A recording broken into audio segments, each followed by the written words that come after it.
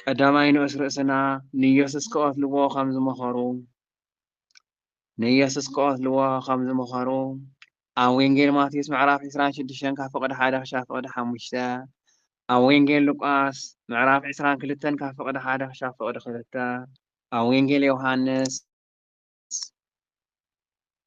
ምዕራፍ 11 ካብ ፍቕዲ 45 ክሳብ ፍቕዲ 53 ንረኽቦ ይብለና። ድሕሪ 2 መዓልቲ ፋስጋን በዓል ቅጫን ነበረ።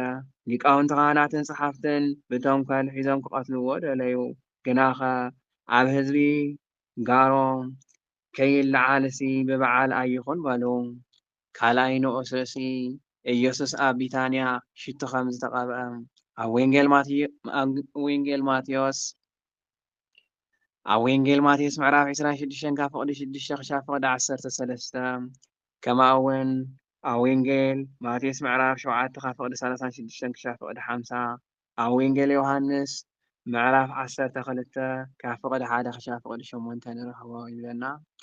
ኣብ ቢታንያ ኣብ ቤት ስምዖን እቲ ለምጻም ኣብ መኣዲ ተቐሚጡ ከሎ ሓንቲ ሰበይቲ ብዙሕ ዝዋግኡ ጽሩይ ቅብኢ ናርዶስ ዝመልአ ቢልቃጥ ሒዛ መጸት። ነቲ ቢልቃጥ ሰቢራ ከዓ ኣብ ርእሱ ኣፍሰሰቶም። ሓያሎ ብልቦም እናተናደዱ ንምንታይ እዚ ጥፍኣት ቅዱይ ቅብኢ ኮነ? እዚ ቅዱይ ቅብኢ እዚ ካብ 300 ዲናር ንዝበዝሕ ተሸይጡስ ንድኻታት ግዳ ምተውሃበ ነይሩ ኢሎም ኮረየላ። ኢየሱስ ግና በለ ስለምንታይ ተግሂብዋ ኣለኹም? ሕደግዋ፣ ጽቡቕ ግብርኣ ገይራትለይ ኣላ። ድኻታትስ ኩሉ ሳዕ ምሳኻትኩም ኣለዉ። ጽቡቕ ክትገብሩሎም እንተደሊኹም ከዓ ይከኣለኩም እዩ። ንኣይ ግና ኩሉ ሳዕ ኣይትረኽቡንን ኢኹም። ዝከኣላ ገበረት ኣቐዲማ ንቐብረይ ስጋይ ቀብአት። እዚ ወንጌል እዚ ኣብ እተሰብኮ ዘበለ ኣብ ኩሉ ዓለም እዚ ንሳ ዝገበረቶ ንመዘከሪኣ ከም ዝንገር ብሓቂ እብለኩም ኣለኹ። ሳልሳይ ንኡስ ርእሲ ይሁዳ ኣሕሊፉ ክህቦ ከም ዝተወዓዓለ ኣብ ወንጌል ማቴዎስ ምዕራፍ 26 ካብ ፍቕዲ 14 ክሳብ ፍቕዲ 16 ኣብ ወንጌል ሉቃስ ምዕራፍ 22 ካብ ፍቕዲ 3 ክሳብ ፍቕዲ 6 ንረኽቦ ይብለና። ይሁዳ ኣስቆሮታዊ ካብቶም 12 ሓደ ንዑ ኣሕሊፉ ክህቦም ናብ ሊቃውንቲ ካህናት ከደ። ሰሚዖም ተሓጐሱ። ኣቕራሽ ክህብዎ ከዓ ኣዋ ዓለሉ።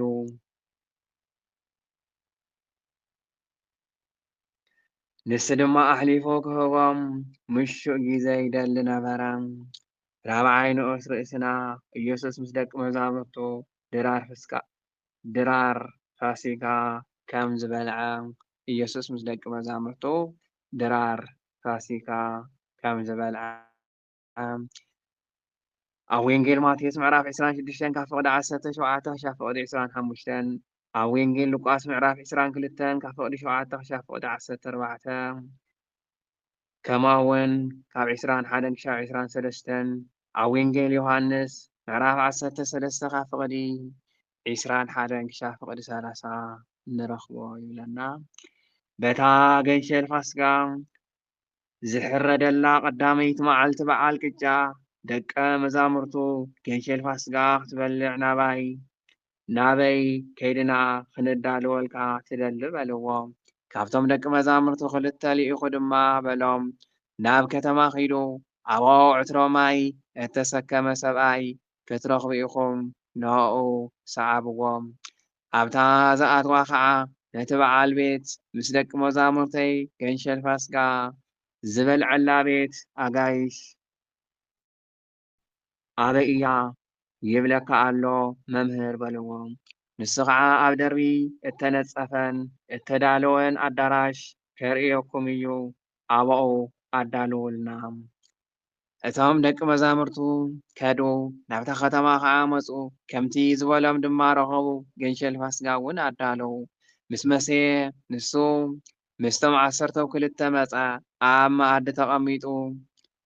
መኣዲ ተቐሚጦም ክበልዑ ከለዉ ኢየሱስ ሓደ ካባኻትኩም እቲ ምሳይ ዝበልዕ ከትሕዘኒ ኢሉ ብሓቂ እብለኩም ኣለኹ በለ። ክጉህዩ ጀመሩ። በብሓደ ከዓ ኣነ ድኾን እኸውን በሉ። ንሱ ከዓ በሎም ካብቶም 12 ሓደ ምሳይ ኣብ ጻሕሊ ዘጥልቕ እዩ። ወዲ ሰብሲ ከምቲ ብዛዕባኡ እተጸሓፈ ይኸይድ። እቲ ወዲ ሰብ ብኡ ዝተሓዝ ሰብኣይ ግና ወይልኡ እቲ ሰብኣይ እቲ እንተዘይውለድ መሐሾ ነይሩ። ሓምሻይ ንኡስ ርእስና ኢየሱስ ቅዱስ ቁርባን ከም ዝሰርዐ ኣብ ወንጌል ማቴዎስ ምዕራፍ 26 ካብ ፍቕዲ 26 ክሳብ ፍቕዲ 30 ኣብ ወንጌል ሉቃስ ምዕራፍ 22 ካብ ፍቕዲ 14 ክሳብ ፍቕዲ 20 ኣብ ቀዳማይ ቆሮንቶስ ምዕራፍ 10 ካብ ፍቕዲ 16 ከምኡ'ውን ቀዳማይ ቆሮንቶስ ምዕራፍ 11 ካብ ፍቕዲ 23 ክሳብ ፍቕዲ 25 ንረኽቦ። ክበልዑ ከለዉ ድማ እንጀራ ኣልዒሉ ባሪኹ ቆረሰ፣ ንኣታቶም ከዓ ወሲዱ እዚ ስጋይ እዩ ኢሉ ሃቦም። ውሰዱ እዚ ስጋይ እዩ ኢሉ ሃቦም። ጽዋዕ ኣልዒሉ ድማ ኣመስጊኑ ሃቦም። ኩሎም እውን ካብኡ ሰተዩ። ንሱ ከዓ በሎም እዚ ምእንቲ ብዙሓት ዝፈስስ ናይ ሓድሽ ኪዳን ደመይ እዩ። ክሳዕ እታ መዓልቲ እቲኣ ኣብታ መንግስቲ ኣምላኽ ሓድሽ ክሳዕ ዝሰትዮም ካብ ፍርኦም ወይኒ ኣይክሰትን እየ ኢሉ ብሓቂ እብለኩም ኣለኹ። መዝሙር ምስጋና ምስ ዘመሩ ከዓ ናብ ደብረ ዘይቲ ደየቡ። ሻድሻይ ንኡስ ርእስና ኢየሱስ ጴጥሮስ ከም ዝኸሓዶ ተዛረበ። ኢየሱስ ጴጥሮስ ከም ዝኽሕዶ ተዛረበ። ኣብ ወንጌል ማቴዎስ ምዕራፍ 26 ካብ ፍቕዲ 31 ክሳብ ፍቕዲ 35 ኣብ ወንጌል ሉቃስ ምዕራፍ 22 ካብ ፍቕዲ 31 ክሳብ ፍቕዲ 34 ኣብ ወንጌል ዮሃንስ ምዕራፍ 13 ካብ ፍቕዲ 36 ክሳብ ፍቕዲ 38 እውን ንረኽቦ ይብለና። ኢየሱስ ድማ በሎም ነቲ ጓሳ እቐትሎ እተን ኣባጊዕ ከዓ ፋሕፋሕ ይብላ ጽሑፍ እዩ እሞ በዛ ለይቲ እዚኣ ኩልኩም በኣይ ክትዕንቀፉ ኢኹም። ምስ ተንሰኣኹ ግና ናብ ገሊላ ክቕድመኩም እየ። ጴጥሮስ ድማ ኩሎም እንተ ተዓንቀፉ እኳ ኣነስ ኣይዕንቀፍን እየ በሎም።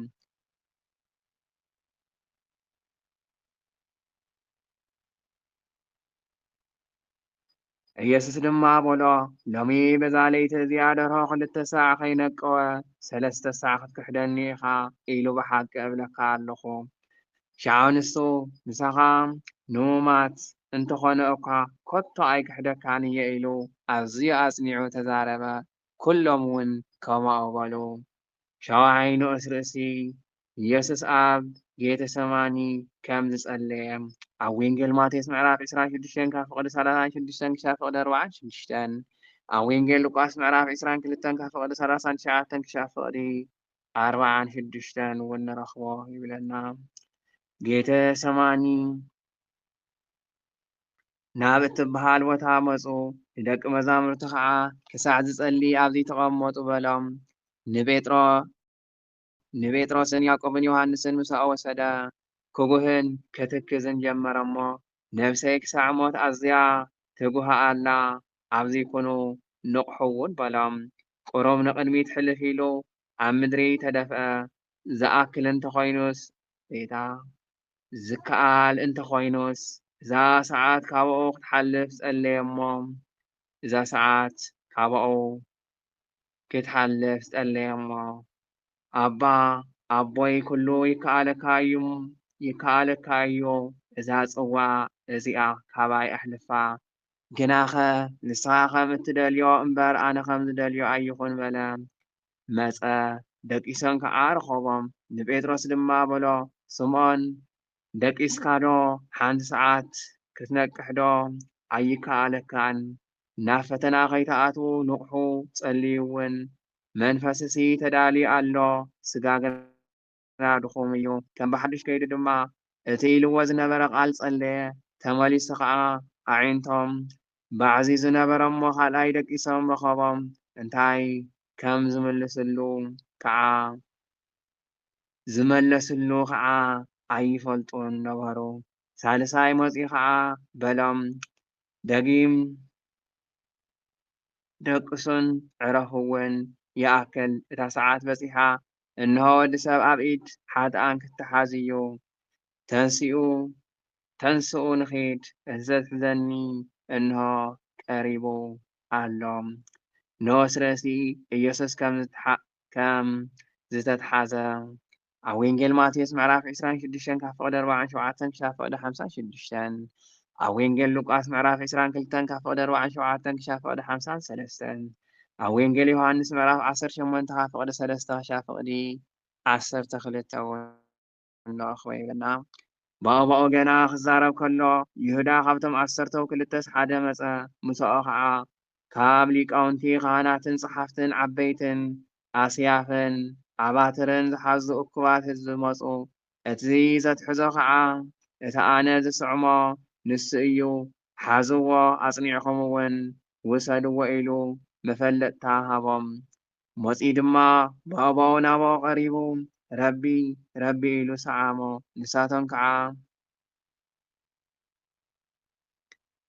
ንሳቶም ከዓ እዳዎም ናብኡ ዘርጊሖም ሓዝዎ። ካብቶም ኣብ ጥቕኡ ደው ዝበሉ ሓደ ግና ሰይፉ መሊሑ ነቲ ባርያ ሊቀ ካህናት ወቂዑ እዝኑ ቆረጾ። ኢየሱስ ድማ ከም ንኸታርዶ ኣስያፍን ኣባትርን ሒዝኩም ክትሕዙኒ መጻእኹም። ኣብ ቤት መቕደስ እናመሃርኩ ዕለት ዕለት ምሳኻትኩም እውዕል ነበርኩሞ ኣይሓዝኩምንን። እዚ ግና እተን ጽሑፋት ምእንቲ ክፍጸማ ይኸውን ኣሎ ኢሉ መለሰሎም። ኩሎም ከዓ ሓዲጎሞ ሃደሙ። ነጸላ እተኸደነ ጎበዝ ድማ ሰዓቦ፣ ንኦ ከዓ ሓዝዎ። ንሱ ግና ነጸላኡ ሓዲጉ ጥራይ ዝባኑ ሃደመ። ኢየሱስ ኣብ ቅድሚ ሊቀ ካህናት ንፍርዲ ከም ዝቐረበ ይብለና። መወስረስና ኢየሱስ ኣብ ቅድሚ ሊቀ ካህናት ንፍርዲ ከም ዝቐረበ ኣብ ወንጌል ማቴዎስ ምዕራፍ 26 ካብ ፍቕዲ 57 ክሳብ ፍቕዲ 68 ኣብ ወንጌል ሉቃስ ምዕራፍ 22 ካብ ፍቕዲ 54 ክሳብ ፍቕዲ 55 ኣብ ወንጌል ሉቃስ ከምኡ'ውን 63 ክሳብ ፍቕዲ 71 ኣብ ወንጌል ዮሃንስ ምዕራፍ 18 ካብ ፍቕዲ 13 ክሳብ ፍቕዲ 14 ከምኡ'ውን ኣብ ወንጌል ዮሃንስ ምዕራፍ 18 ካብ ፍቕዲ 19 ክሳብ ፍቕዲ 24 ንረኽቦ ይብለና። ንኢየሱስ ድማ ናብ ሊቀ ካህናት ወሰድዎ። ብዘለዉ ሊቃውንቲ ካህናትን ዓበይትን ጸሓፍትን ናብኡ ተኣከቡ። ጴጥሮስ ድማ ርሕቕ ኢሉ ክሳዕ ውሽጢ ገዛ ሊቀ ካህናት ሰዓቦ። ኣብኡ ምስቶም ጐላዉ ተቐሚጡ ከዓ ሓዊ ይስሕን ነበረ። ሊቃውንቲ ካህናትን ኩሎም ዋዕላን ንኢየሱስ ክቐትልዎ ምስክር ደለዩ ኣይረኸቡን። ከዓ ብዙሓት ብሓሶት መስከሩ፣ ምስክሮም ግና ኣይተስማዕምዐን። ሓያሎ ምስክር ሓሶት ድማ ኣነ ነዛ ብኢድ እተገበረት ቤተ መቕደስ ከፍርሳ እየ፣ ብኢድ ዘይተገበረት ካሊእ ከዓ ብ3 መዓልቲ ክሃንጽ እየ ክብል ከሎ ንሕና ሰሚዕናዮ ዝብል ተንስእዎ። ምስክሮም ከዓ በዚ እውን ኣይገጠመን። እቲ ሊቀ ካህናት ኣብ ማእኸሎም ብድድ ኢሉ በዚ ዝምስክሩልካ ዘለውስ እኳዶ ኣይትምልስን ኢኻ ኢሉ ንኢየሱስ ሓተቶ። ንሱ ከዓ ስቕ በለ እምበር ኣይመለሰን። እቲ ሊቀ ካህናት ድማ ከም ብሓድሽ ክርስቶስ ወዲ እትብርኽ ዶ ንስኻ ኢኻ ኢሉ ሓተቶ። ኢየሱስ ድማ በሎ ኣነ እየ። ንወዲ ሰብ ኣብ የማን ሓይሊ ተቐሚጡ ብደመና ሰማይ ክመጽእ ከሎ ክትርእይዎ ኢኹም።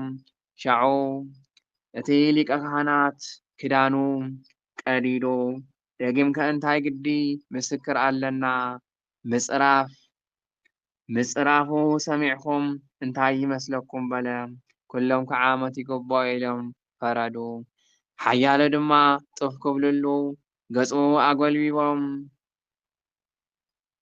ከግስጥዎ ተነበውን ክብልዎ ጀመሩ።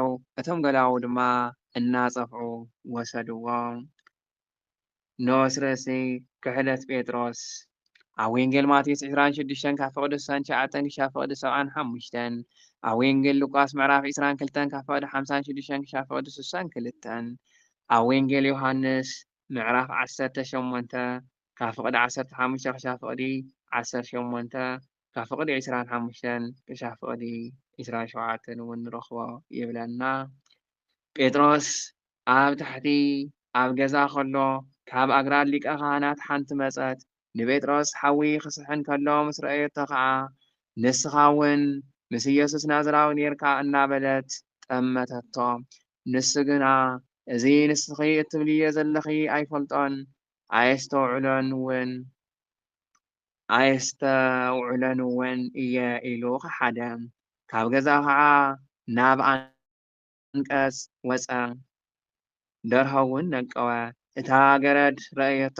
ነቶም ኣብ ጥቓኡ ደው ኢሎም ዘለዉ ከዓ እዚ ካብኣታቶም እዩ ኢላ ከም ብሓድሽ ክትነግሮም ጀመረት። ንሱ ድማ ከም ብሓድሽ ክሓደ እቶም ደው ዝበሉ ቅርብ ጽንሕ ኢሎም ንጴጥሮስ ገሊላዊ ኢኻ እሞ ብሓቂ ካብኣታቶም ኢኻ ኣዘራርባኻ እውን ከምቲ ኣዘራርባኦም ይመስል በልዎ። ንሱ ግና ነዚ እትብልዎ ዘለኹም ሰብኣይ ኣይፈልጦን እየ ኢሉ ክረግምን ክምሕልን ጀመረ።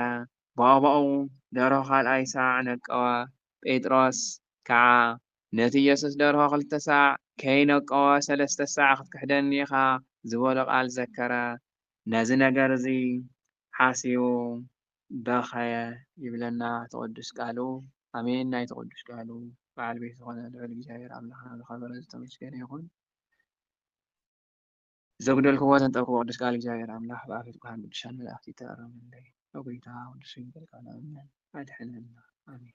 ኣሜን። ቃል ህይወት ይስምዐልና። ስለ ቃሉ ናይ ቃል በዓል ቤት ቅዱስ እግዚአብሔር ኣምላኽና ስሙ ዝኸበረን ዝተመስገነን ዝገነነን ይኹን። ወንጌል ማርቆስ ምዕራፍ 14 10 ንኡሳት ክፍልታት ዝሓዘት እያ።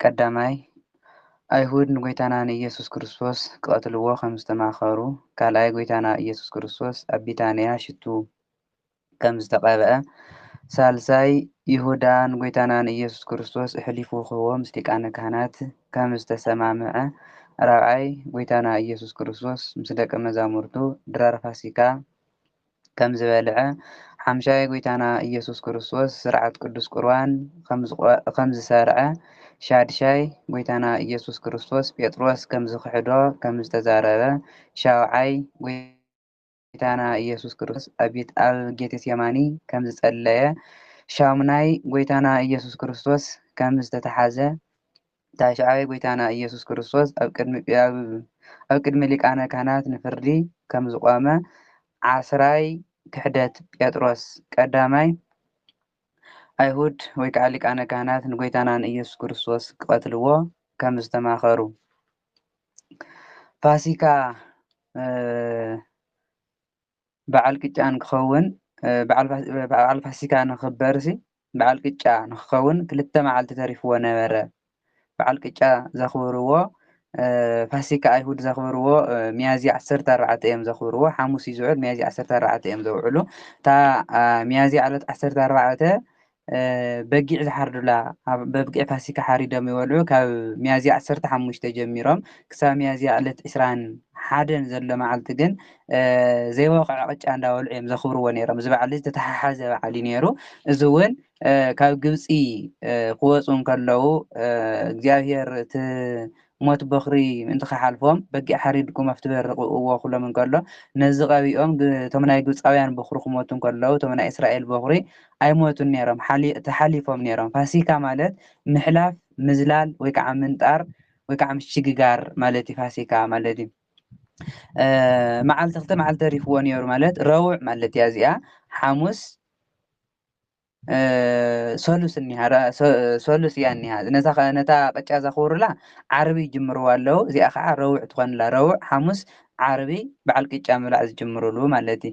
ሊቃነ ካህናትን መምህራን ሕግን ንጎይታና ንኢየሱስ ክርስቶስ ብተንኮል ክቐትልዎ ደልዮም ምኽሮም ተሰማሚዕሎም ምኽሮም ጸዲዕሎም ረቡዕ ማለት እዩ ንጎይታ ብተንኮል ንክቐትልዎ ተሰማሚዖም። ተኾነ ግን እንታይ እዮም ኢሎም ኣብዚ ግዜ ምእንቲ ህውከት ከይለዓል እዚ ብበዓል ኣይኹን፣ ኣብቲ ህዝቢ ህውከት ከይለዓል ራብሻ ከይለዓል ምእንቲ ብበዓል ኣይኹን ኢሎም። እታ በዓል በዓል ፋሲካ ዘኽብሩላ ዝበጊዕ ዝሓርድሉ ዕለት 14 ሚያዝያ 14 እዮም ዝሓርዱ። እዚኣ እውን ሓሙስ እያ ትውዕል ዓመት ሓሙስ በጊዕ ፋሲካ ዝሓርዱላ መዓልቲ እያ።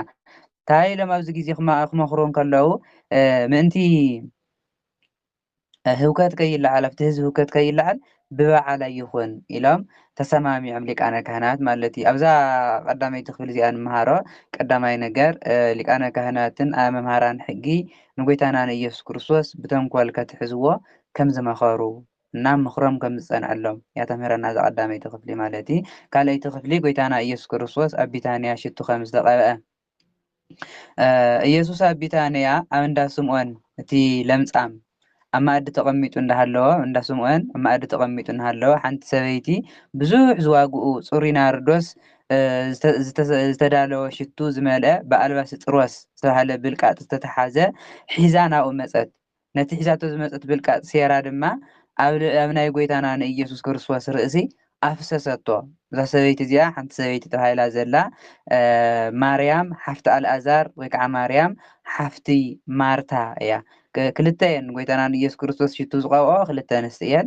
ማርያም መግደላዊት እውን ቀቢኣቶ እያ።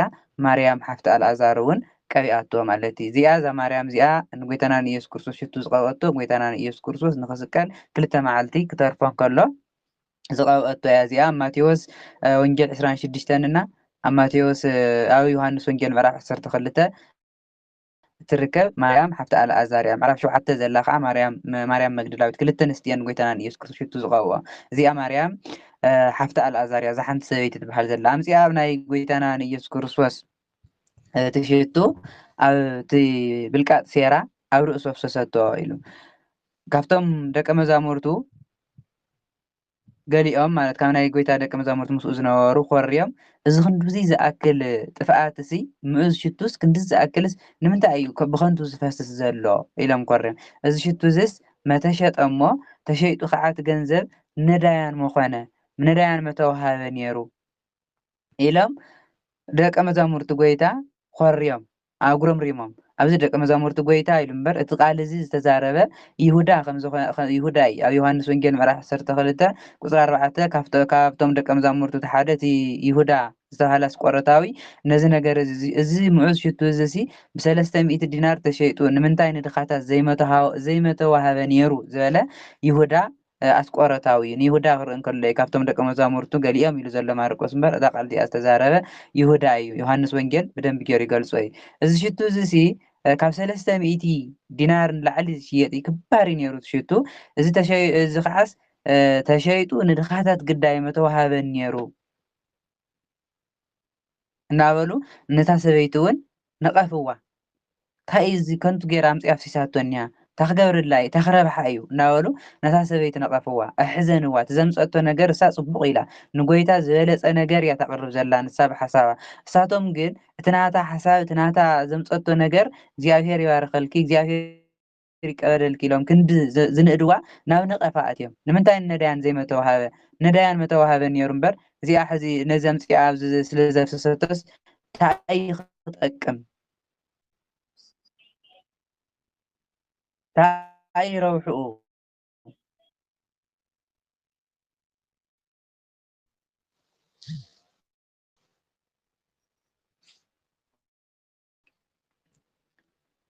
ኢሎም ነታ ሰበይቲ ኣዳኸምዋ።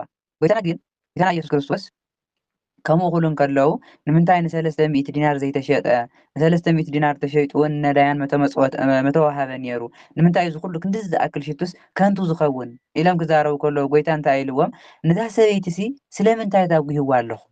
በቲ ዝሰርሐቶ ስራሕ ሲ ክንዲ ተበረታትዕዋ ክንዲ ትንእድዋስ ንምንታይ ተዳኽምዋ ኣለኹም? ሕደግዋ። ፅቡቕ ስራሕ እያ ዝገበረት ዝገበረቶ ነገር ሲ ፅቡቕ እዩ ዝበለፀ ስራሕ እያ ገይራ ኣይተዳኽምዋን ኣይትንቐፍዋን ኢሉ ጎይታና ኢየሱስ ክርስቶስ ነቶም ደቀ መዛሙርቱ ገሲፅዎ ማለት እዩ። ኣብዚ ግዜ እዚ እንታይ ኢልዎም ጎይታ ድኻታት ሲ ኩሉ ግዜ ምሳኻትኩም ኣለዉ ሰናይ ግብሪ ክትገብርሎም ፅቡቕ ስራሕ ክትገብርሎም እንድሕር ደሊኹም ምሳኻትኩም ኣለዉ ኩሉ ግዜ ምሳኻትኩም ኣለዉ ንዓይ ግና ኩሉ ሳዕ ኣይትረኽቡንን ኢኹም። ኩሉ ግዜ ክትረኽቡን ኣይትኽእሉን ኩሉ ግዜ እውን ምሳኻትኩም ክህሉ ኣይኽእልን።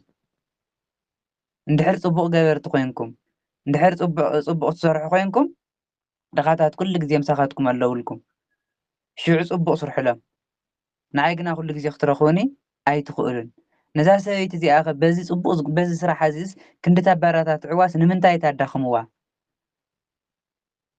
እሳ ዝገበረቶ ስራሕ ፅቡቅ ስራሕ እያ ገይራ ኢሉ መለሰሎም እዚኣ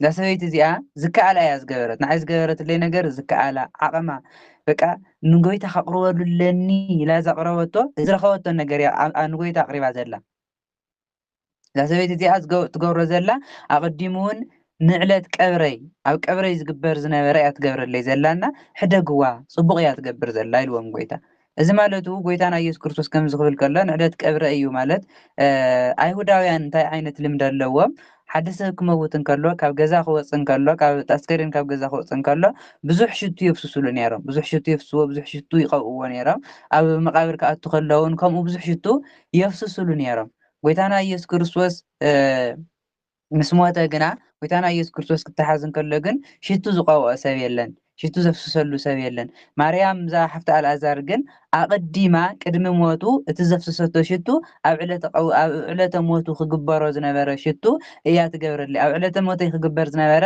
እያ ትገብረለይ ዘላ እሞ ነዛ ሰበይቲ እዚኣ ኣይተዳኽምዋ እቲ ፅቡቅ ስራሕ እያ ዝገበረት ኢሉ ነቶም ደቀ መዛሙርቱ ንይሁዳ ወቀሶ ይሁዳ እዚ ዝበለ ይሁዳ ነዚ ነገር እዚ ንምንታይ ዘይተሸጠን 300 ዲናር ተሸይጡስ ንነዳያን ዘይመተዋሃበ ዝበለ ይሁዳ እዚ ዝበለስ ነዳያን ሕዚኖሞ ዘይኮኑሲ ነዳያን ሕዚኖሞ ዘይኮኑስ ይሁዳ ሓላዊ ሙዳይ ምጽዋት ስለ ዝነበረ ካብቲ ሙዳይ ምጽዋት ካብዘን 300 10 ቅርሺ ንባዕሉ ይወስድ ስለ ዝነበረ ንዓት ሰንተሪፈናኒ ኢሎም ዘሎ እምበር ነዳያን ሕዚኖሞ ይኮኑ ናብ ዮሃንስ ወንጌል ምዕራፍ 12 ካብ ቁጥር 6 ጀሚሩ ክሳብ 8 ዘሎ እንተሪእናዮ ይሁዳ ሓላዊ ሙዳይ ምጽዋት ስለ ዝነበረ ካብቲ ሙዳይ ምጽዋት እውን ገንዘብ ይሰርቕ ዝነበረ ንሱ ስለ ዝተረፈ እዩ ከምዚ ዝብል ዘሎ እምበር ንነዳያን ሓልዮ ይኮነን ኢሉ ይገልጾ እዩ ጎይታ ከዓ ነዚ ፅቡቅ እያ ዝገበረት ኣይትውቀስዋ ኢሉ ንይሁዳ ገሰጾ ማለት እዩ እዚ ወንጌል እዚ እውን ኢሉ ጎይታ እዚ ወንጌል እዚ ኣብ ዝተሰበኮ ኣብ ዝተነገሮ ኣብ ዝተነበበሉ ቦታ ኩሉ ኣብ ኩሉ ዓለም እዚ ንሳ ዝገበረቶ ንመዘከሪያ ከም ዝኸውን ብሓቂ ብለኩም ኣለኹ ኢልዎም ጎይታ እዚ ንሳ ዝገበረቶ ማርያም ሓፍቲ ኣልኣዛር ንጎይታና ንኢየሱስ ክርስቶስ ሽቱ ቀቢኣቶ ሽቶ ፍሲሳትሉ ናይ ካብ 300 ዝሽየጥ ካብ ናይ ናርዶስ ሽቱ ክቡር ዝኾነ ሽቱ ንጎይታና ንኢየሱስ ክርስቶስ ቀቢኣቶ እናተባሃለ እቲ ወንጌል እዚ ኣብ ዝተነገረሉ እቲ ወንጌል እዚ ኣብ ዝተሰበኸሉ ናታ ታሪክ እውን ክንገሪ ናታ ታሪክ እውን ክስማዕ እዩ ኣብ ኩሉ ዓለም ክንገር እዩ እና ፅቡቅ እያ ዝገበረት እቲ ዝገበረቶ ድማ ንዕለት ቀብረ እዩ ኢሉ ጎይታና ኢየሱስ ክርስቶስ ነቶም ደቀ መዛሙርቱ ኣሪምዎ ማለት እዩ ኣብዛ ካልእቲ ክፍሊ እዚኣ እንመሃሮ ትምህርቲ ቀዳማይ ነገር ጎይታና ኢየሱስ ክርስቶስ ኣብ እንዳ ስምዖን ዘለምፅ ተቐሚጡ እናሃለወ ማርያም ሓፍቲ ኣልኣዛር ወይ ከዓ ሓፍቲ ማርታ ሽቱ ከም ዝቐብአቶን ጎይታና ንኢየሱስ ክርስቶስ ካልኣይ እቶም ደቀ መዛሙርቱ እዛ ማርያም ሽቱ ክተቀብኦ ከላ ንምንታይ እዩ ክንዲ ዝኣክል ገንዘብ እዚ ንምንታይ ስኢሉ ይፈስስ ኣሎ ተሸይጡ ንነዳያን እንዳይመተዋሃበን ነይሩ ኢሎም ንማርያም መግደላዊት ከም ዝሕዘንዋ ጎይታ ግን ይቅርታ ማርያም ሓፍቲ ኣልኣዛር ማለት እዩ ማርያም መግደላዊት ዘይኮነ እዚኣ ማርያም ሓፍቲ ኣልኣዛር እያ ማርያም መግደላዊት ኣብ ምዕራፍ 7 ሉቃስ ምዕራፍ 7 እያ ዘላ ክልቲአን እየን ንጎይታ ሽቱ ዝቀብኦ እዚኣ ኣብቲ ክመውት ከሎ ንክስቀል 2 መዓልቲ ክተርፎ ከሎ እያ ቀቢኣቶ እቲኣ ቀዲማ እያ ቀቢኣቶ ነይራ ጎይታና ኢየሱስ ክርስቶስ ግን ኣይታጉሂዋ ዝገበረቶ ነገር ፅቡቅ እዩ ዝበለፀ ስራሕ እያ ገይራ እሞ ኣይታጉሂዋ ነዳያንሲ ኩሉ ግዜ ምሳኻትኩም ኣለዉ ኩሉ ግዜ ክትረኽብዎም ኢኹም ድሕሪ ወሃብትን ፅቡቅ ገበርትን ኮይንኩም ኣለዉኹም ክሽዑ ግበርሎም ሕዚ ግና እዛ ሰበይቲ እዚኣ ዝገበረቶ ንዕለት ቀብረ እዩ ዝበለ ጎይታ ኣይሁዳውያን ናይ ኣይሁድ ልምዲ ኣይሁድ ሰብ ክመውት እንከሎ ሽቱ ስለይፍስሉ ስለዝነበሩ ጎይታ ግን ኣብቲ ዕለተ ሞቱ በቶም ናይ ሮም ወታደር ስለዝኽበብ ኩሎም እቶም ካብቶም ደቀ መዛሙርቱ ኮነ ካብተን ኣንስቲ እውን ከይደን ሽቱ ክቀብኦ ስለዘይኽእላ ኣብቲ ዕለት ሞተይ ክግበረለይ ዝነበረስ ኣቐዲማ እያ ትገብረለይ ዘላ እሞ ሕደግዎ ኢሉ ጎይታና ኢየሱስ ክርስቶስ ከም ዝነኣዳ ዝናታ ስራሕሲ እዚ ወንጌል እዚ ኣብ ዝተሰበኸሉ ኣብ ኩሉ ክንገር እዩ ታሪኻውን ክትረኸላ ኢሉ ጎይታና ኢየሱስ ክርስቶስ ከም ዝተናገረ እዩ እዚ ድማ ናይ ጎይታና ኢየሱስ ክርስቶስ ታሪክ ክስበኽ ከሎ ክለዓል እንከሎ ማርያም መግደላዊት እውን ማርያም ሓፍቲ ኣልኣዛር እውን ንጎይታና ንኢየሱስ ክርስቶስ ሽቱ ቀቢኣቶ እናተባሃለ ታሪኻ ይንገር ማለት እዩ ሳልሳይ ክፍሊ ይሁዳ ንጎይታና ንኢየሱስ ክርስቶስ ሕሊፉ ክህቦ ከም ዝተሰማምዐ ካብቶም 12 ደቀ መዛሙርቱ ሓደ ይሁዳ ዝተባሃለ ኣስቆሮታዊ ንጎይታና ንኢየሱስ ክርስቶስ ሕሊፉ ንኽቦ ምስ ሊቃነ ካህናት ተሰማምዐ። ምስ ሊቃነ ካህናት ንጎይታና ንኢየሱስ ክርስቶስ ሕሊፉ ንኽቦም ሊቃነ ካህናት እውን ገንዘብ ንኽህቦ ምስኣቶም ተሰማምዐ። ኣነ ንኢየሱስ ሕሊፈ ክበኩም እዚ እንታይ ክትውኒ እንታይ ትውኒ ንዑ ከትሕዘኩም ኢሉ ምስኣቶም ተሰማምዐ። ንሶም እንታይ ኢሎሞ 30 ቅርሺ ክንበካ ኢና ኢሎም 30 ቅርሺ ክንበካ ኢና ተነ ካብ 300 ዝወስደን ዝነበረ 10 ቅርሺ ተን 30 ቅርሺ ብአን ጎይታና ንኢየሱስ ክርስቶስ ንክሸጦ ምስ ሊቃነ ካህናት ተሰማምዐ። ንሳቶም ድማ ነዚ ነገር እዚ እቲ ይሁዳ ዝበሎም ነገር ሕጒስዎም ብጣዕሚ ተሓጒሶም ሕሊፈ ክበኩም እንታይ ትውኒ ኢሉ ምስኣቶም ዝተሰማምዐ ገንዘብ ንክህብዎ 30 ቅርሺ ንክህብዎ ተሰማምዑ። ንሱ ይሁዳ ካብታ ግዜ ሳ ጀሚሩ ንጎይታና ንኢየሱስ ክርስቶስ ንኸትሕዞ ሕሊፉ ንክህቦም ምቹው ግዜ ይደሊ ነበረ። ምቹው ግዜ ንዑ ሕሊፉ ዝህበሉ ግዜ ይደልን ይፀናተውን ነበረ ይሁዳ ኢሉ ኣብዛ ሳልሰይቲ ክፍሊ እዚኣ ንመሃሮ ትምህርቲ ድማ ቀዳማይ ነገር ይሁዳ ንጎይታና ንኢየሱስ ክርስቶስ ሕሊፉ ንኽህቦ ምስ ሊቃነ ካህናት ከም ዝተሰማምዐ ይሁዳ ድማ ንጎይታና ንኢየሱስ ክርስቶስ ብ30 ቅርሺ ከም ዝሸጦ ተን 30 ቅርሺ ካብተን 300 ዝረኸበን ነበረ 10 ቅርሺ ንሳተን ስለ ዝተረፎ ንዕአን ክትክእ ኢሉ ንጎይታና ንኢየሱስ ክርስቶስ ብ30 ቅርሺ ንሊቃነ ካህናት ሕሊፉ ከም ዝሃቦን ከም ዝሸጦን ንክሸጦ ከም ዝተሰማምዐ ንጎይታ ንክሸይጥ ምስ ሊቃነ ካህናት ከም ዝተሰማምዐ እያ ትምህረና ሳልሰይቲ ክፍሊ። ራብዐይቲ ክፍሊ ጎይታና ኢየሱስ ክርስቶስ ድራር ፋሲካ ከም ዝበልዐ በታ በጊዕ ፋሲካ ዝሓርዱላ ቀዳመይቲ መዓልቲ በዓል ቅጫ ማለት በዓል ቅጫ በጊዕ ፋሲካ ዝሕረድ ዕለት 14 ሚያዝያ ሓሙስ ማለት እዩ። በጊዕ ፋሲካ ዝሕረድ ካብ ዕለት 15 ጀሚሩ ድማ ሰሙን ሙሉእ ቅጫ እንዳበልዑ እዮም ዘኽብርዎ። እዚ በዓል እዚ ቅጫ እንዳበልዑ ዘኽብርዎ እቲ በዓል ፋሲካ ዝሓርድዎ እቲ ኣብ ግብፂ ዝሓረድዎ በጊዕ ካብቲ ሞት በኽሪ ዘድሐኖም እግዚኣብሔር ኣምላኽ ካብ ግብፂ ተኣምር ብከምዚ ዓይነት ምልክት ካብ ሞት ኣድሒንና ኢሎም እቲ በጊዕ ፋሲካ ኣብታ ቀዳሚት መዓልቲ ይሓርድዎ ነይሮም። እቲ ሰሙን ሙሉእ ቅጫ እንዳበልዑ ዝሓጊ ከዓ እንዳበልዑ ዝቕንዩ እቲ ቅጫ ዘይበኽዕ ቅጫ እዮም ዝበልዑ። ዘይበኽዕ ቅጫ ዝበልዑሉ ምክንያት ከዓ ሓድሽ እዩ። ዘይበኽዕ ቅጫ ሓድሽ ዝበልዑሉ ካብ ናይ ግብፂ ባርነት ካብቲ መሪርን ከቢድን ዝኾነ ናይ ግብፂ ባርነት ወፂና ናብ ሓድሽ ናብ ናይ እግዚኣብሔር መንግስቲ መፂና ናብ ምድሪ ርስቲ ወሪስና እግዚኣብሔር እውን ን40 ዓመት ካብ ሰማይ መና ካብ ኮኹሒ እውን ማይ እንዳፍለቐ እንዳመገበ ናብ ቦታትና ናብ ምድሪ ርስቲ እትይዎም እናበሉ እቲ ኣብ በረኻ እውን ኣብ ዳስ እናሰርሑ ዝቕመጥዎ ዝነበሩ ንዕኡ ንመዘከሪ እውን ዳስ ሰሪሖም እዮም ዝበዓል ዘኽብርዎ ዳስ ሰሪሖም ንዕኡ እንዳዘከሩ ኣብ ቦታትና ብከምዚ ዝበለ ሓይሊ እግዚኣብሔር ካብ ግብፂ ኣውፂዎም እናበሉ እናዘከሩ ዘኽብርዎ ዝነበሩ በዓል እዩ በዓል ፋሲካ። በዓል ፋሲካ ማለት ምሕላፍ ምዝላል ወይ ከዓ ምስጋር ማለት እዩ ፋሲካ። ደቀ መዛሙርቲ ጎይታና ኢየሱስ ክርስቶስ ድራር ፋሲካ ክትበልዕ ሲ ኣበይ ክነዳልወልካ ትደሊ? ድራር ፋሲካ ክትበልዕ ኣበይ ክነዳልወልካ ትበጊዕ ሕሩድ ዝሕረደሉ መዓልቲ ሓሙስ ቀዳመይቲ መዓልቲ ማለት ኣበይን ቦታ ክነዳልወልካ ትደሊ ኢሎም ንጎይታና ንኢየሱስ ክርስቶስ ሓተትዎ። ጎይታና እንታይ ኢልዎ? ነቲ ጎይታና ኢየሱስ ክርስቶስ ካብቶም ደቀ መዛሙርቱ 2 ልኢኹ ናብ ከተማ ኺዱ እሞ ኣብኡ ዕትሮ ማይ ዝተሸከመ ሰብኣይ ክትረኽቡ ኢኹም ንዕኡ ሰዓብዎ።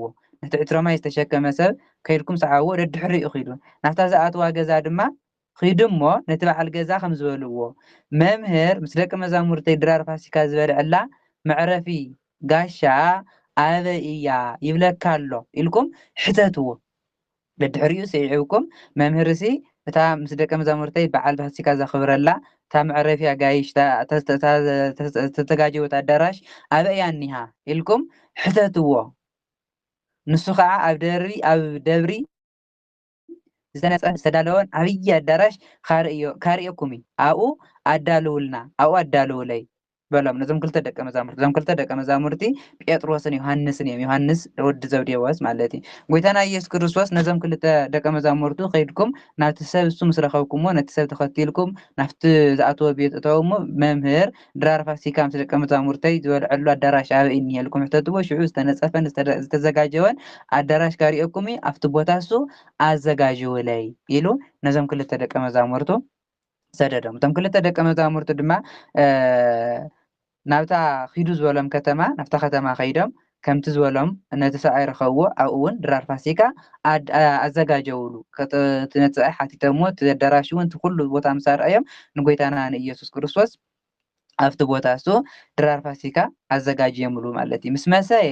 ምስ መሰየ ጎይታና ኢየሱስ ክርስቶስ ምስቶም 12 ደቀ መዛሙርቱ ምስቶም 12 ደቀ መዛሙርቱ መጽሓፍ ኣዳራሽ ተረኸበ ማለት እዩ። ምስ መሰየ ዝበጊዕ ፋሲካ ዝምገብሉ ሰዓት 11 እዮም። ድራር ዝተሓረደ በጊዕ ዝበልዕዎ ሰዓት 11 እዩ ነይሩ።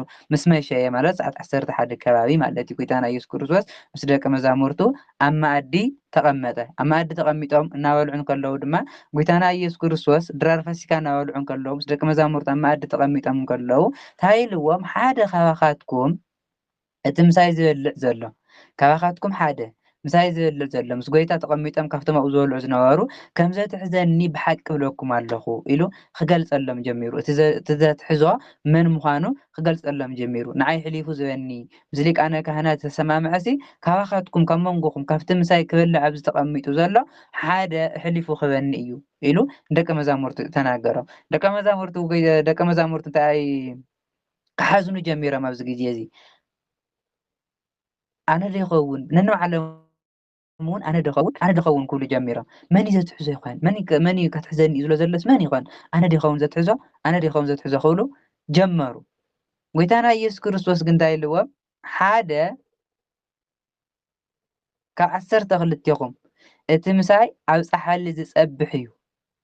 ካብ 12 እቲ ሓደ ምሳይ ከዓ ናብ ፃሕሊ ዝፀብሕ ንሱ እዩ ዘትሕዘኒ ኢሉ ገለጸሎም። ምሳይ ዝፀብሕ ማለቱ ይሁዳ ምስ ጎይታና ምስ ኢየሱስ ክርስቶስ ይፀብሕ ስለ ዝነበረ እዩ። ኣብቲ ማኣዲ ኣብታ ናይ ጎይታና ናይ ኢየሱስ ክርስቶስ ዝፀብሐላ ዝነበረት ቦታ ናብኣ ስለ ዝፀብሐ ንሱ ይሁዳ ከም ምዃኑ ገለጸሎም። እቲ ምሳይ ዝፀብሕ ዘሎ ኣብታ ኣነ ዝፀብሐላ ዘለኹ ድስቲ ኢዱ ናብኣ ዝሰድድ ንሱ እዩ ዘትሕዘኒ ኢሉ ገለጸሎም። ወዲ ሰብ ኢሉ ጎይታ ከምቲ ብዛዕባኡ ዝተፀሓፈ ክመውት እዩ፣ ከምቲ ብዛዕባኡ ዝተፀሓፈ እውን ክፍፅም እዩ።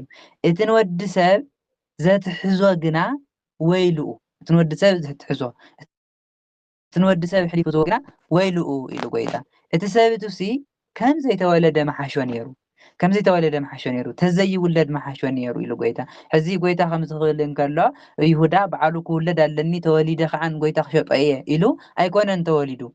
ግን ጎይታ ዝብል ዘሎ እዚ ሰብ እዚ ተዘይውለድ ይሕሾ ነይሩ። ናይዚ ሰብ እዚ መጠረሽቱ ዝኸፍአ ስለ ዝኾነ እዩ። ናይዚ ሰብ እዚ ፍጻሚኡ ናይ መጠረሽታ ህይወቱ ዝኸፍአ ስለ ዝኾነ እዩ ተዘይውለድ መሓሾ ነይሩ ዝበለ እምበር ስለዘይንሳህ ስለዘይምለስ እዩ ጎይታ ከም ዝብል ናይዚ ሰብ እዚ ፍጻሜ ክፉእ ስለ ዝኾነ ክፉእ ፍርዲ ኣለዎ፣ ፅኑዕ ፍርዲ ኣለዎ ንምባል እምበር በዓሉ ይሁዳ ኣነ ክውለድ ኣለኒ ተወሊደ እውን ንጎይታ ክሸይጥ እየ ኢሉ ብእንቢተኝነት ተወሊዱ ማለት ኣይኮነን። ናይዚ ሰብ እዚ ፍርድስ ከቢድ እዩ፣ ፅኑዕ ፍርዲ ኣለዎ፣ ከቢድ ፍርዲ ኣለዎ ማለት እዩ። ወዲ ሰብ ተባሂሉ ዘሎ ጎይታ በዓል እዩ። እቲ ንዓይ ዝሕሊፉ ዝበኒ ወይልኡ ከቢድ ፍርዲ ኣለዎ፣ ፅኑዕ ፍርዲ ኣለዎ ኢሉ ነቶም ደቀ መዛሙርቱ ገለጸሎም። እቲ ዘትሕዞ እውን ይሁዳ ከም ዝኾነ ብደንቢ ገይሩ ኣረድኦም። ኣብዛ ራብዒቲ ክፍሊ እዚኣ ንመሃሮ ትምህርቲ ድማ ቀዳማይ ነገር ጎይታና ንኢየሱስ ክርስቶስ ድራር ፋሲካ ከዳልውሉ ደቀ መዛሙርቱ ከም ዝጠየቅዎ። ፋሲካ ማለት ምስጋር ወይ ከዓ ምዝላል ምሽጋር ማለት እዩ። ፋሲካ ማለት እዩ እዚ በጊዕ ፋሲካ ዝሓርድሉ ከዓ እታ ናይ መጀመርያ ሚያዝያ 14 መዓልቲ እዮም በጊዕ ፋሲካ ዝሓርዱ። ናይ ድራር ፋሲካ በጊዕ ሓሪዶም ናይ ግብፂ ዝነበረ ባርነት እናዘከሩ ኣቦታትና እውን ብከምዚ ዝበለ ተኣምር እግዚኣብሔር ናብ ምድሪ ርስእ እትይዎም እናበሉ ዘኽብርዎ ዝነበሩ በዓል እዩ በዓል ፋሲካ ማለት። መጀመርያ በዓል ፋሲካ ኣይሁድ እዮም ዘኽብርዎ ነይሮም። ኣይሁድ እንታይ እናበሉ የኽብርዎ ነይሮም? ካብ እግዚኣብሔር ከምዚ ገይሩ ኣሻጊርና ካብ ባርነት ኣውፂና እናበሉ ይዝክርዎ ነይሮም። ንሕና ፋሲካ ኢልና በዓል እናኽብሮ ድማ ጎይታና ኢየሱስ ክርስቶስ ብሞቱ ንዓና ካብ ፀልማት ናብ ብርሃን ኣሻጊርና፣ ካብ ሞት ናብ ሂወት ኣሻጊርና፣ ካብ ድንቁርና እውን ናብ ፍልጠት ኣሻጊርና እናበልና ፋሲካ እናበልና እናኽብሮ ማለት እዩ። ፋሲካ ማለት ሓፂሩ ምስሽጋርን ምዝላልን ዝብል ትርጉም እዩ ዘለዎ። ጎይታና ኢየሱስ ክርስቶስ ድራር ፋሲካ ዘዳልውሉ ቦታ ነቶም ንክልተ ደቀ መዛሙርቱ ፀዊዑ እቶም ክልተ ደቀ መዛሙርቱ ድማ ጴጥሮስን ዮሃንስን እዮም ኣመልኪቱ ከም ዝሰደደ ናብቲ ቦታ ከይዶም ከዓ ንጎይታና ኢየሱስ ክርስቶስ ከም ዘተጋጀብሉ ጎይታና ኢየሱስ ክርስቶስ ምስቶም ደቀ መዛሙርቱ ኮፍ ኢሉ ክቅመጥ እንከሎ ካባኻትኩም ሓደ ከትሕዘኒ ኢሉ ከም ዝነገሮም ደቀ መዛሙርቱ ድማ መን ይኮን ኣነ ዲኮን ከም ዝበሉ ጎይታ እቲ ምሳይ ዝፀብሕ ኢሉ ይሁዳ ከም ዝኾነ ግልፂ ገይሩ ከም ዝተናገሮም እቲ ንወዲሰብ ሕሊፉ ዝወሲ ተዘይ ወዲሰብ ከም ዝተጻሓፈ ክኸውን እዩ ክመውት እዩ ከም ዝተጻሓፈ ኩሉ ክፍጽም እዩ እቲ ንወዲሰብ ሕሊፉ ዝወግና እቲ ሰብ እሱ ወይሉ እንተዘይውለድ መሓሾ ነይሩ ማለት እዚ ይሁዳ በዓሉ ብግዴታ ተወሊዱ ማለት ዘይኮነ ናይዚ ሰብ ዝፍርዲ ናይዚ ሰብ ዝፍዳ ጽኑዕ እዩ ንምባል ጎይታ ከም ዝብል ዘለዎ ማለት እምበር ይሁዳ በዓሉ ብእንቢተኝነት ተወሊዱ ማለት ኣይኮነን ሓምሸይቲ ክፍሊ ጎይታና ኢየሱስ ክርስቶስ ስርዓት ቁርባን ሻድሸይቲ ክፍሊ ጎይታና ኢየሱስ ክርስቶስ ስርዓት ቁርባን ከም ዝሰርዐ እናበልዑ እንተል ይቅርታ ሓምሸይቲ ክፍሊ እያ መስለኒ ጎይታና ኢየሱስ ክርስቶስ ስርዓት ቁርባን ከም ዝሰርዐ እናበልዑ እንተለው ትድራር ፋሲካ በጊዕ ፋሲካ ሓሪዶም በጊዕ ፋሲካ እናበልዑ እንከለው ጎይታና ኢየሱስ ክርስቶስ ካብቲ ሕብስተ ልዒሉ ቆሪሱ ከዓ እንኩም ኢልዎም እዚ ስጋ እዩ እዚ ስጋ እዩ እንደቀ መዛሙርቱ እዚ ስጋ እዩ እንኩም ብሉዕ ኢሉ ሃቦም ከምኡውን ጽዋዕ ልዒሉ ኣመስጊኑ ሃቦም ከምኡውን ኩሎም ካብኡ ሰተዩ እዚ ምንቲ ናይ ደቂ ሰባት ብዙሓት ሓጢኣት ዝፈስስ ናይ ሓዲስ ኪዳን ደመ እዩ ካብዚ ኩልኻትኩም ስተዩ ኢሉ ነቶም ደቀ መዛሙርቱ ሃቦም ህብስቲ እውን ቆሪሱ ሃቦም ካብቲ ወይኒ እውን ባሪኹ ነቶም ደቀ መዛሙርቱ እዚ ትፅባሕ ዝፈስስ ስጋ እዩ እቲ ትፅባሕ ዝፈስስ ደመ እዩ ምንቲ ስርየት ሓጢኣት ዝፈስስ ደመ እዩ እዚ እውን ምንቲ ደቂ ሰባት ዝቁረስ ስጋ እዩ ኢሉ ንደቀ መዛሙርቱ ሃቦም እዚ ምንቲ ብዙሓት ዝፈስስ ምንቲ ብዙሓት ደቂ ሰባት ምንቲ ናይ ብዙሓት ሓጢኣት ዝፈስስ ናይ ሓዲስ ኪዳን ደመ እዩ እዚ ደመ እዩ እዚ ከዓ ስጋ እዩ ኢሉ ጎይታና ኢየሱስ ክርስቶስ ካብቲ ህብስተ ልዒሉ ባሪኹ ተጽዋዕ እውን ባሪኹ እዚ ስጋ እዩ እዚ ደመ እዩ ኢሉ ነቶም ደቀ መዛሙርቱ ኩልኻትኩም ውሰዱ ኩልኻትኩም ተስጋይ እውን ብሉዕ ደመ እውን ስተዩ ኢሉ ንደቀ መዛሙርቱ ጎይታና ኢየሱስ ክርስቶስ ሂብዎም ማለት እዩ ጎይታ ዝኽቦም ከሎ እንታይ ኢሉ ክሳዕታ መዓልቲ እቲኣ ኣብ ናይ እግዚኣብሔር መንግስቲ ብሓድሽ ክሳዕ ዝሰትዮ ኣብዚ ፍረ ወይኒ እዚ ከምዘይሰቲ ደጊማ ከምዘይሰቲ ብሓቂ ብለኩም ኣለኹ ኢልዎም ጎይታ መንግስቲ እግዚኣብሔር ማለት ጎይታና ኢየሱስ ክርስቶስ ክሳብ ብሓድሽ ትንሳኤ ዝትስእ ሰለስተ መዓልትን ሰለስተ ለይትን ጎይታና ኢየሱስ ክርስቶስ ኣብ መቃብር ስለ ዝሓድር ምግቢ ክበልዕ ኣይኽእልን ህብስቲ እውን ኣይረክብን ወይኒ እውን ኣይረክብን ድሕሪ ትንሳኤ ግን ጎይታና ኢየሱስ ክርስቶስ ምስ ደቀ መዛሙርቱ ተመጊቡ እዩ ምግቢ ተመጊቡ ጥውስ ዓሳ ማዓር ወለላ ምስ ደቀ መዛሙርቱ ሓቢሩ ተመጊቡ ሕዚ እውን ጎይታ እንታይ ዝብል ዘሎ ክሳዕታ መዓልቲ እቲኣ ማለት ብሓድሽ ትንሳኤ ክሳብ ዝትስእ ጎይታና ኢየሱስ ክርስቶስ ንሞት ተሸኒፉ ክሳዕ ዝትስእ ክሳብ እታ መዓልቲ እዚኣ ድሕሪ ገዲም ካብዚ ወይኒ ዝኾነ ካብዚ ህብስቲ እዚ ኣይበልዕን ካብዚ ወይኒ እዚ እውን ኣይሰትን ኢሉ ንደቀ መዛሙርቱ ነገሮም መዝሙር ምስጋና ዘሚሮም ድማ ንእግዚኣብሔር ኣመስጊኖም መዝሙር ዘሚሮም ናብ እምባ ደብረ ዘይቲ ደየው ትምሸት እቲ ድራር ፋሲካ ምስ በልዑ ስርዓት ቅዱስ ቁርባን እውን ጎይታና ኢየሱስ ክርስቶስ ምስ ቆረበ ምስ ሰርዐሎም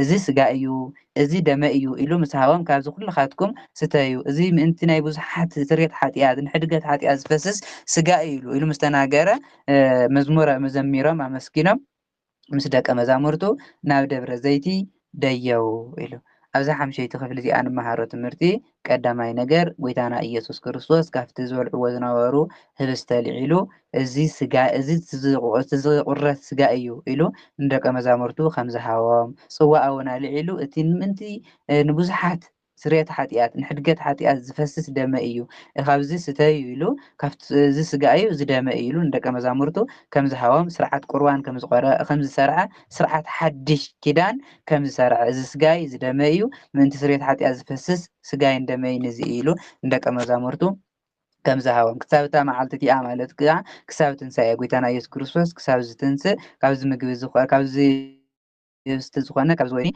أي ستن دحرجنا كست إيه إلو خمس نجارة مزمور مسكانا مزميرام أمسكينام كعا ناب رزيتي كم زخادو إلى المهار مالتي أبزيان المهارات عبي مسارة أو نجار ويتانا يسوع كريستوس سرعات حدث كيدان كم سرعة قربان كم سرعة مالتي ويتانا يسوع كريستوس زي سجايو تزقرر سجايو زون تزفسس دم أيويلو نهاريات كم زهاوم نهاريات زهاوم نحنا قاع نيابوتاتنا أنا بوتاتنا نهاريات قويتانا يسوع كريستوس زهاوم سرعات نحنا ون نخبرنا نفسما نقول نفسمنا نقولتنا يسوع كريستوس كور سجون كور دمون نتقبلنا ننبر مالتي شادشي تخفلي قويتانا يسوع كريستوس بيتروس كم زخحدا كم بيتروس كحدن يلو كم تزارع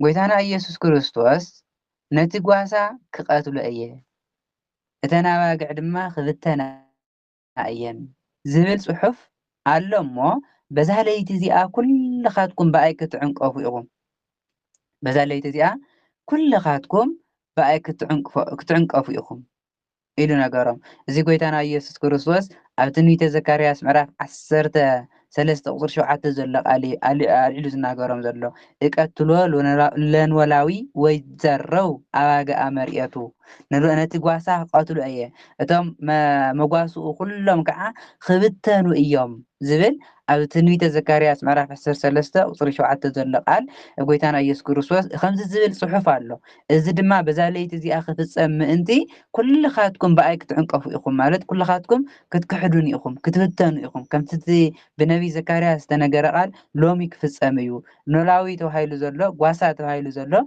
غويتانا يسوع كريستوس እዩ أواقع توهايلم زلو وقع حواريات يوم قاتلوا أي مالت غويتانا يسوع كريستوس مستزحزة دك مزامورتي غويتانا يسوع كريستوس كلهم فح خمزول فريحم كمز تبتنو أقدمهم كمز بتنو بنبي زكريا استنجروا نيرو غويتانا يسوع كريستوس دما إذن جرز لومي كفصاميو كل خاتكم بأي كتعنقفوا إخوم مالت أنا كنت حسكر لغو كل خاتكم كتخحدوني إخوم كل خاتكم كتهادموا إخوم كواي كتفلا إخوم إلو نجارم زقال زي لومي كفصاميو إلو نجارم مستساء أخو جنا إلوام قويدا مستساء أخو سي كل خاتكم تقاسا تحزي حزوني يوم خاتكم كعب بأي كتعنقفوا إخوم كتبتوني إخوم كقتلوني يوم لك أنا كهنات أتحلفوني يوم 3 معلتين 3 ليتن مقارس أني مستساء أخو جنا إلوام قويدا ناو قليلا كقدمكم إيه ناو قليلا قدمكم إيه أو قليلا نراخذ مستساء ناو قليلا نراخذ كموت إياك مستخدس إياك كدس أنقلق كنا أو قليلا نراخذ له قدم أفلت أم كنا يسكس أو قليلا نراخذ كدس موت شيء فخدس أخو أو قليلا نراخذ إنه نجارم أبغى يجي زي بتروس تايلو كلهم مقاولان تخدوها كلهم مقاولان تخدوها أنا كتايك دكاني كحدكان فصيما كحدكان يلو بيتروس كمكح جميرو كلهم حدوخا قدس بيتروس أبز خناغرو زغبا قال كم زي كون نيرو غويتا هاين خدكاس نزي مئمان ناردايو غويتا نمتنا ايو غويتا هاين لس حجزنا ردئنا يلو مئنت حواتون كصلي يغبون يلو قدس بيتروس ግን ጴጥሮስ ዝገዋል ታይሉ ቅዱስ ጴጥሮስ አዝጊ ዋላ ኩሎም ተካሕዱካ ነቶም ሕዋቱ ነቶም ካልኦት ሃዋያት كحردي نسجنا طعي بقى ጨካኒ ዝገብር ዘሎ ዋላ ኩሎም ተካሕዱካ ኣነ ግና ፈፂመ ይክሕደካን ፈፂመ ይክሕደካን ኢልዎ ጎይታ ንጎይታ ከም ኢልዎ ጎይታ ግን እንታይ ኢልዎ ሎሚ በዛ ለይቲ እዚኣሲ ደርሆ 2,000 ከይነቀወ መጀመርያ ነቂዩስ ካልኣይ ከይደገመ 3,000 ከም እትክሕደኒ ብሓቂ ብለካ ኣለኹ ደርሆ حدشا كيو سالسة كاي كيدجمة كم تخدني بحق لك إلى وقت يسوع كريستوس ويتنا يسوع كريستوس عزي ماركوس كروه شعنو كيوس كينك إلي صحف زلا ماركوس جن درو كرتا ماتيوس جن درو حدشا خاينك أوس 3 خا إلي صحف زلا حزي أبز تفسمه تأمر الله درها أبز يجيو أقدم شيء نيرو قدموا شيء سلازة قدس ماتيوس تأمروا شيء أي صحافون أبز يجيو سلازة تأمراوي نبرة ኢሉ እታ ግዜ ጥራሕ ተሓንቲ ሓደ ሻዕ ከይነቀ ጽሒፉ ማርቆስና ናይ ተኣምር እና እታ ናይ መጨረሻ እታ ሓንቲ ዝተባሃለት ንክልቲአን ሒዙ ደርሆ 2,000 ከይነቀ ክትክሕደኒ ኢኻ ኢልዎ ዝብል ዘሎ ናይ ደርሆ ንቀባ መጀመርያ ብተኣምር ጭሑ ነይሩ ካልኣይ ንእሽተይ ፅንሕ ኢሉ ከዓ ኣብ ግዜኡ ምስ ኣኸለ ሰዓቱ ምስ ኣኸለ ስለዚ ጮኸ ቅዱስ ማርቆስ እታ ናይ ተኣምርን እታ ግዜኡ ምስ ኣኸለ ዝጮኻ ጭኾት ስለ ዝፀሓፈ እዩ ክልተ ኢሉ ዘሎ እምበር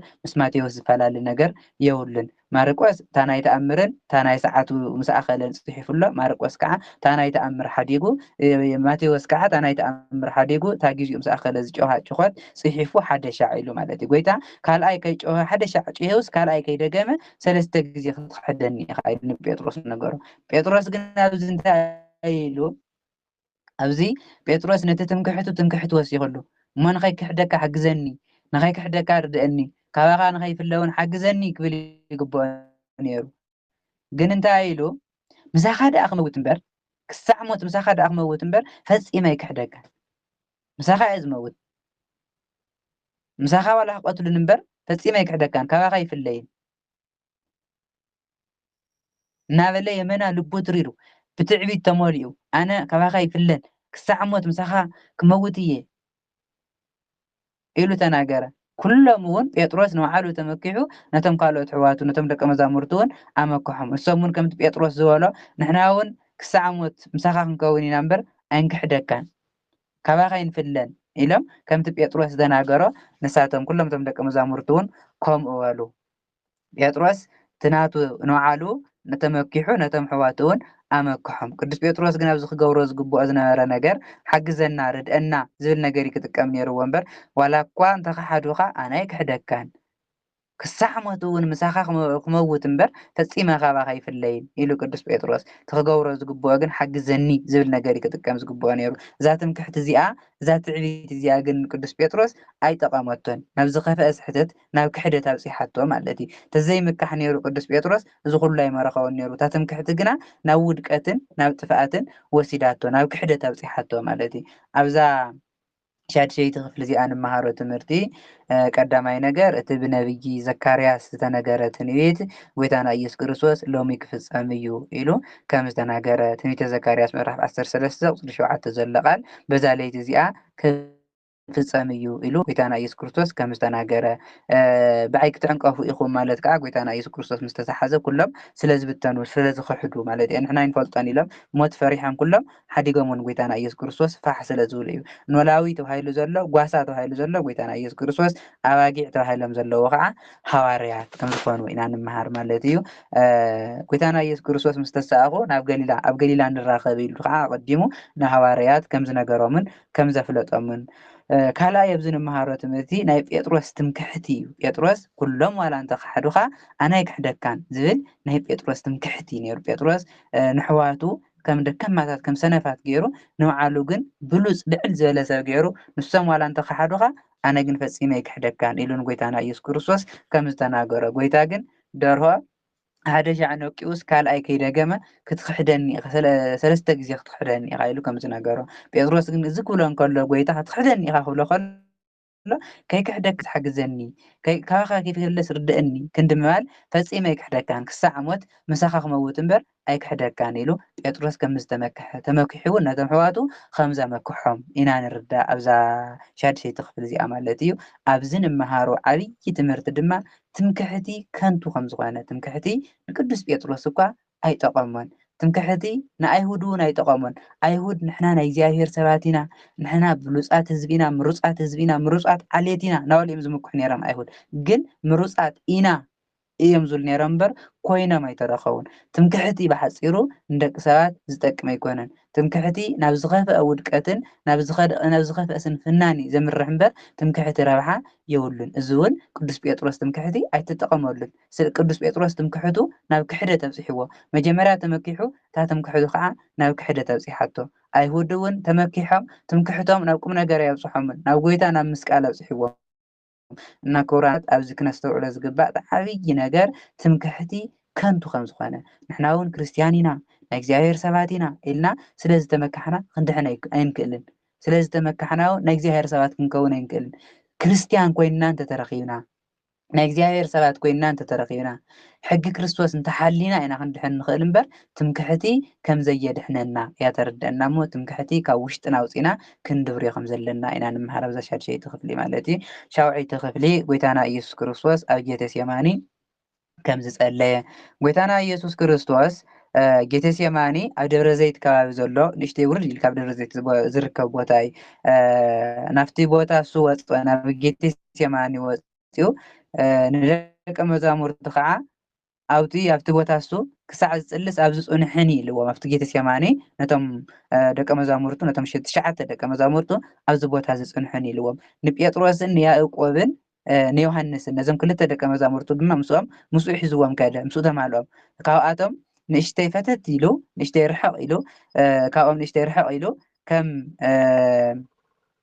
ሓደ መንእሰይ እምኒ ደውርዩ ዘብፅሐሉ ርሕቕ ንእሽተይ ካብቶም ደቀ መዛሙርቱ ፍል ኢሉ ኣብኡ ኮይኑ ሽዑ ክሓዝንን ክትክዝን ጀመረ መጀመርያ ነቶም 9 ኣብቲ ጌቴሴማኒ ዝተባሃለ ቦታ ኣብ ሓዲግዎም ነዞም 3 ዘቢሉ መፅኡ ከዓ ካብኣቶም ንእሽተይ ፈተት ኢሉ ክሓዝንን ክትክዝን ጀመረ ጎይታና ኢየሱስ ክርስቶስ ዝሓዝንን ዝትክዝን ዘሎ ሰብ ከም ምዃኑ ስጋ ከም ዝለበሰ ብናቱ ሓዘን ብናቱ ጭንቀት ድማ ናይ ደቂ ሰባት ጭንቀትን ናይ ደቂ ሰባት ሓዘንን ከጥፍእ ስለ ዝኾነ ጎይታና ኢየሱስ ክርስቶስ ከም ሰብነቱ ክሓዝንን ክትክዝን ጀመረ ከምዚ እውን ኢሉ ነብሰ ኢሉ ክሳዕ ሞት ሓዚና ኣላ ኣብዚ እውን ጽንሑ ኢልዎም ነቶም ደቀ መዛሙርቱ ነቶም 3 ደቀ መዛሙርቱ ነብሰይ ክሳዕ ሞት ሓዚና ኣላ ኣብዚ ጽንሑ ትግሁ እውን በሎም ትግሁ ነቕሑ ነቂሕኹም ኣብዚ ጽንሑ ነብሰይ ክሳዕ ሞት ሓዚና ኣላ ጎይታና ኢየሱስ ክርስቶስ ዝሓዝን ዘሎ ጎይታና ኢየሱስ ክርስቶስ ዝሓዝንን ዝፈርሕን ዝጭነቕ ዘሎ ምክንያቱ ንሱ ክመውት ከም ዝመፀ ደቂ ሰባት እውን ብናቱ ሞት ከድሕን ከም ዝመፀ ይፈልጥ እዩ ግን ጎይታ ዝሓዝንን ዝትክዝን ዘሎ ዝፈርሕን ዝሓዝንን ዝትክዝን ስጋ ከም ዝለበሰ ንምግላጽ ከም ሰብነቱ እውን ኩሉ ናይ ሰብ ስራሕ ስለ ዝሰርሕ ጎይታና ኢየሱስ ክርስቶስ ከም ሰብነቱ ክሓዝን ጀሚሩ ክትክዝ እውን ጀሚሩ ደቀ መዛሙርቱ ድማ ተጊኹም ትግሁ ኢልዎም ጸልዩ ኢልዎም ቅሩ ንቅድሚት ካብኣቶም ፈተት ኢሉ ካብቶም ደቀ መዛሙርቱ ንእሽተይ ርሕቕ ኢሉ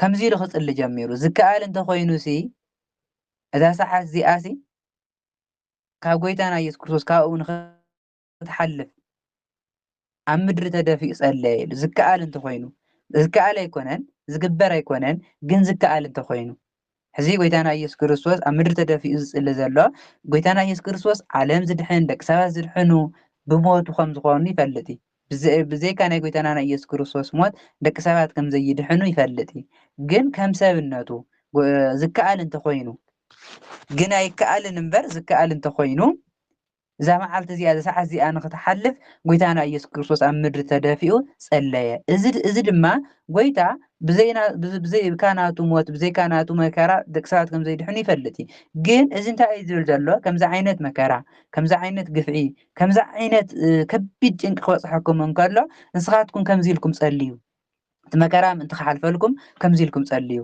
ንዓና ኣብነትን ኣርኣያን ምዃኑ ጎይታና ኢየሱስ ክርስቶስ ዝጽልዮ ዘሎ ጸሎት ማለት እዩ ካብኡ እውን ብናቱ ሓዘን ብናቱ ጭንቂ ብናቱ ፍርሒ ናይ ደቂ ሰባት ሓዘንን ፍርሕን ጭንቅን ንምርሓቕ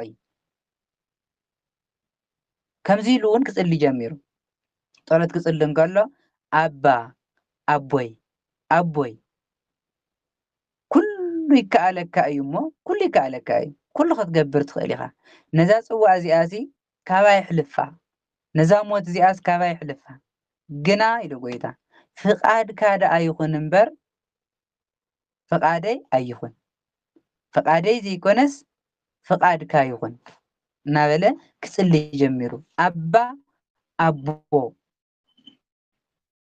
ጎይታና ኢየሱስ ክርስቶስ ንእግዚአብሔር ኣብ ኣባ ኣቦ እግዚአብሔር ኣብ ናይ ባሕሪ ውሉዱ ስለ ዝኾነ ኣባ ኣቦ እዛ ጽዋዕ እዚኣሲ እዛ ሞት እዚኣሲ ኣይከኣልን እምበር ዝከኣል እንተኮይኑሲ ካይሰተኽዋ ትሕለፍ ቃነ ከይሞትኩ ደቂ ሰባት ይድሓኑ أنا خيموتكو دك سبات كدحنو زكال تخوينو سي زاموت زي أتحلف فيه جن قويتانا يسوع كريستوس كيموتا دك سبات كدحنو يخلون زاموت زي تصوع زي أنا نخساتي قويتانا يسوع كريستوس قدني جن إذا قبلن كله خجنا فقعد زي كونه فقعد كايكون فقعد زي أهير أو كعنتاي قويتانا يسوع كريستوس بموتو نايدك سبات موت كتف بناتو حزنن جنكن نايدك سبات حزنن جنكن كرحق إيه زمت أمبر قويتانا يذكر እግዚአብሔር እንደቅ ሰባት ብዘይካ ምንም ነገር ብዘይካ ካሓሳ ከድሕኖም ዝደሊ እንተዝኸውን ነይሩ ጎይታና ኢየሱስ ክርስቶስ እውን ምውላድ ኣይመድለዮን ነይሩ ሰብ ምዃኑ እውን ኣይመድለዮን ነይሩ ካብ ኣዴና ካብ ቅድስቲ ድንግል ማርያም ምውላድ ኣያድልዮን ነይሩ ግን ናይ ኣዳም በደል ግድን ክኽፈል ስለ ዝኾነ ካሓሳ ስለ ዘድልዮ ነዚ ካሓሳ ዝኸፍል ከዓ ካብ ነቢያት ኮነ ካብ ቅዱሳን ኣቦታት ኮነ ምእንቲ ደቂ ሰባት ቤዛ ኮይኑ ክመውት ዝኸኣለ ኣይነበረን ናይ ኣዳም ካሓሳ ክኸፍል ዝኸኣለ ኣይተረኸበን ኣይሁድ ሊቃነ ካህናት መስዋዕቲ ሕሩድ ኮነ ዝቃፀል መስዋዕቲ ኣቕሪቦም በቲ መስዋዕቶም ግን ክድሕኑ ኣይከኣሉን በቲ ናቶም ዝቃፀል መስዋዕቲ ደቂ ሰባት ክድሕኑ ኣይከኣሉን ብናይ መን መስዋዕቲ ተረኣዮም ክድሕኑ ብናይ ክርስቶስ መስዋዕትነት እቲ ንጹህ ዝኾነ በጊዕ ብናቱ መስዋዕትነት ደቂ ሰባት ክድሕኑ እምበር በቲ ዝቃፀል መስዋዕቲ ክድሕኑ ኣይከኣሉን ናይ እግዚኣብሔር ፈቃድ እዚ እዩ ጎይታና ኢየሱስ ክርስቶስ ሰብ ዝኾነሉ ብሞቱ ናይ ደቂ ሰባት በደል ናይ ደቂ ሰባት መከራ ናይ ደቂ ሰባት ኩሉ ሓጢኣቶም ንጹህ እናሃለወ ከም ሓጢኣተኛ ቅዱስ እናሃለወ ከም በደለኛ ተቆፂሩ ናይ ደቂ ሰባት በደልን ሓጢኣትን ከርሕቕ እዩ ሰብ ዝኾነ እና ግን እዚ ጎይታና ኢየሱስ ክርስቶስ ፈቃደይ ዘይኮነስ ፈቃድካ ይኹን ክብል ከሎ እዚ ደቂ ሰባት ከምዚ ኢልኩም መከራ ክኾነኩም ከሎ ጸልዩ ኢሉ ንዓና ኣብነትን ኣርኣያን ንምዃን እምበር ፍቃድ እግዚኣብሔር ፍቃድ ጎይታና ኢየሱስ ክርስቶስ እዩ ግን ጎይታ ኣብዚ ዝፅልዮ ዘሎ ጸሎት ከም ኣምላኽነቱ ዘይኮነ ከም ሰብነቱ ዘይፈልጥ ስጋ ከም ዝተዋሃደ ዝፈርሕን ዝጭነቕን ስጋ ከም ዝተዋሃደ ንምግላፅ እዩ ጸሎት ዝፅልዮ ዘሎ ማለት እዩ ተመሊሱ እውን ናብ ደቀ መዛሙርቱ ተመሊሱ ኸደ ናብ ደቀ መዛሙርቱ ተመሊሱ ንጴጥሮስ ከምዚ ኢልዎ ስምዖን ኢልዎ ደቂስካ ዶ ሓንቲ ሰዓት እኳ ክትነቅሕ ዶ ኣይከኣልካን ጴጥሮስ እንታይ ኢሉ ተመኪሑ ነይሩ ዋላ እኳ ኩሎም እንተኻሓዱኻ ኣነ ኣይክሕደካን ኣነ ክሳኻ ክሳብ ሞት ምሳኻ ክመውት እየ ኢሉ ተመኪሑ ነይሩ ጴጥሮስ ግን ጴጥሮስ ክሳብ ሞት ክመውት እየ ኢሉ ዝምካሕ ዝነበረ ሰብ ሓንቲ ሰዓት እውን ክተግህ ኣይከኣለን ሓንቲ ሰዓት እውን ተግዩ ክፅሊ ኣይከኣልን ጎይታ ኣብዚ ግዜ ዝመፅኡ ጴጥሮስ ኢልዎ እንሱ ተመኪሑ ስለ ዝነበረ ንስኻ ክመውት እየ ዝብል ትምክሕ ተናጊሩ ዝነበረ ጴጥሮስ ስለ ዝኾነ ሓንቲ ሰዓት ዶ ክትተግህ ትኽእልን ኢኻ ሓንቲ ሰዓት ስነቂሕካ ክትፅለይ ትኽእልን ሓንቲ ሰዓት ስነቂሕኩም ክትፅለዩ ትኽእሉን ኢሉ ተናገሮም ናብ ፈተና ከይተኣትዉ ተግሂኹም ጸልዩ ናብ ፈተና ከይተኣትዉ ምንቲ ተግሂኹም ጸልዩ መንፈስ ድልው እዩ ዝግጁ እዩ ኩሉ ግዜ ስጋ ግና ድኹም እዩ እሞ ስጋ ደካማ እዩ ስጋ ይድቅስ ይሓምም ይደክም መንፈስ ግን ኩሉ ግዜ ክጽልይ ኩሉ ግዜ ናብ እግዚኣብሔር ኣምላኽ ንእግዚኣብሔር ኣምላኹ ከምስግን ክተግህ እዩ ዝደሊ እና ናብ ፈተና ከይተኣትዉ ናብ ከቢድ መከራን ፈተናን ከይተኣትዉ ተግሂኹም ጸልዩ መንፈስ ድልው እኒአ ንዓኻትኩም ዝፍትን ንዓኻትኩም ዘስሕት ንዓኻትኩም ዘዳኽም መንፈስ ተዘጋጅ እዩ ዘሎ ስኻትኩም ግና በቲ ዘይደክምን ጠንካራ ዝኾነ መንፈስኩም ተግሂኹም ጸልዩ እምበር በቲ ድኹም ስጋኹም ደኺምኩም ኣይትደቅሱ ደካማታት ኮይንኩም ኣይትደቅሱ ትጉሃት ኩኑ ተግሂኹም ጸልዩ ናብ ፈተና ከይተኣትዉ ምንቲ ተግሂኹም ጸልዩ ናብ ክሕደት ከይተኣትዉ ናብ መከራ ከይተኣትዉ ናብ ዝተፈላለየ ፈተና ከይተኣትዉ ምንቲ ጸልዩ እንተኣተኹም እውን ክትጸንዑ ናብ ፈተና እንተኣተዉ ናብ መከራ እንተኣተዉ እቲ መከራ ንኽኽእልዎ እቲ መከራ ንኽዕገስዎ ጸልዩ ጸሎት ጸልዩ በሎም ጎይታና ኢየሱስ ክርስቶስ ከምኡ እውን ከይዱ ከምቲ መጀመርያ ዝጸለየ ጸሎት ጸለየ ኣባ ኣቦይ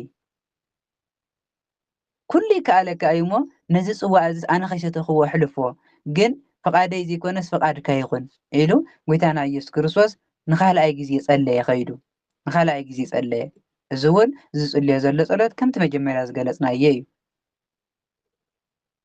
ካልኣይ እውን ተመሊሱ ናብቶም ደቀ መዛሙርቱ ተመለሰ ነዛ ጸሎት እዚኣ ጸልዩ ካልኣይ መይቱ ናብ ደቀ መዛሙርቱ ተመለሰ ኣዕይንቶም ብዓዚዘን ስለ ዝነበራ ደቂሶም ስለ ዝነበሩ ድቃስ ብጣዕሚ ሓይልዎም መንፈስ ኣዳኺምዎም ናይ ድቃስ መንፈስ ሓይልዎም ዝነበረ ደኺሞም ደቂሶም ስለ ዝነበሩ ብጣዕሚ ብዓዚዞም ነይሮም እንታይ ከም ዝብሉ ንጎይታና ኢየሱስ ክርስቶስ እውን እንታይ ከም ዝምልስሉ ዘለው ኣይፈልጡን ነይሮም ብጣዕሚ ብዓዚዞም ስለ ዝነበሩ ጎይታና ኢየሱስ ክርስቶስ እውን ሓዲግዎም ከይዱ ብዓዚዞም ስለ ዝነበሩ ሓዲግዎም ከይዱ ንሳልሳይ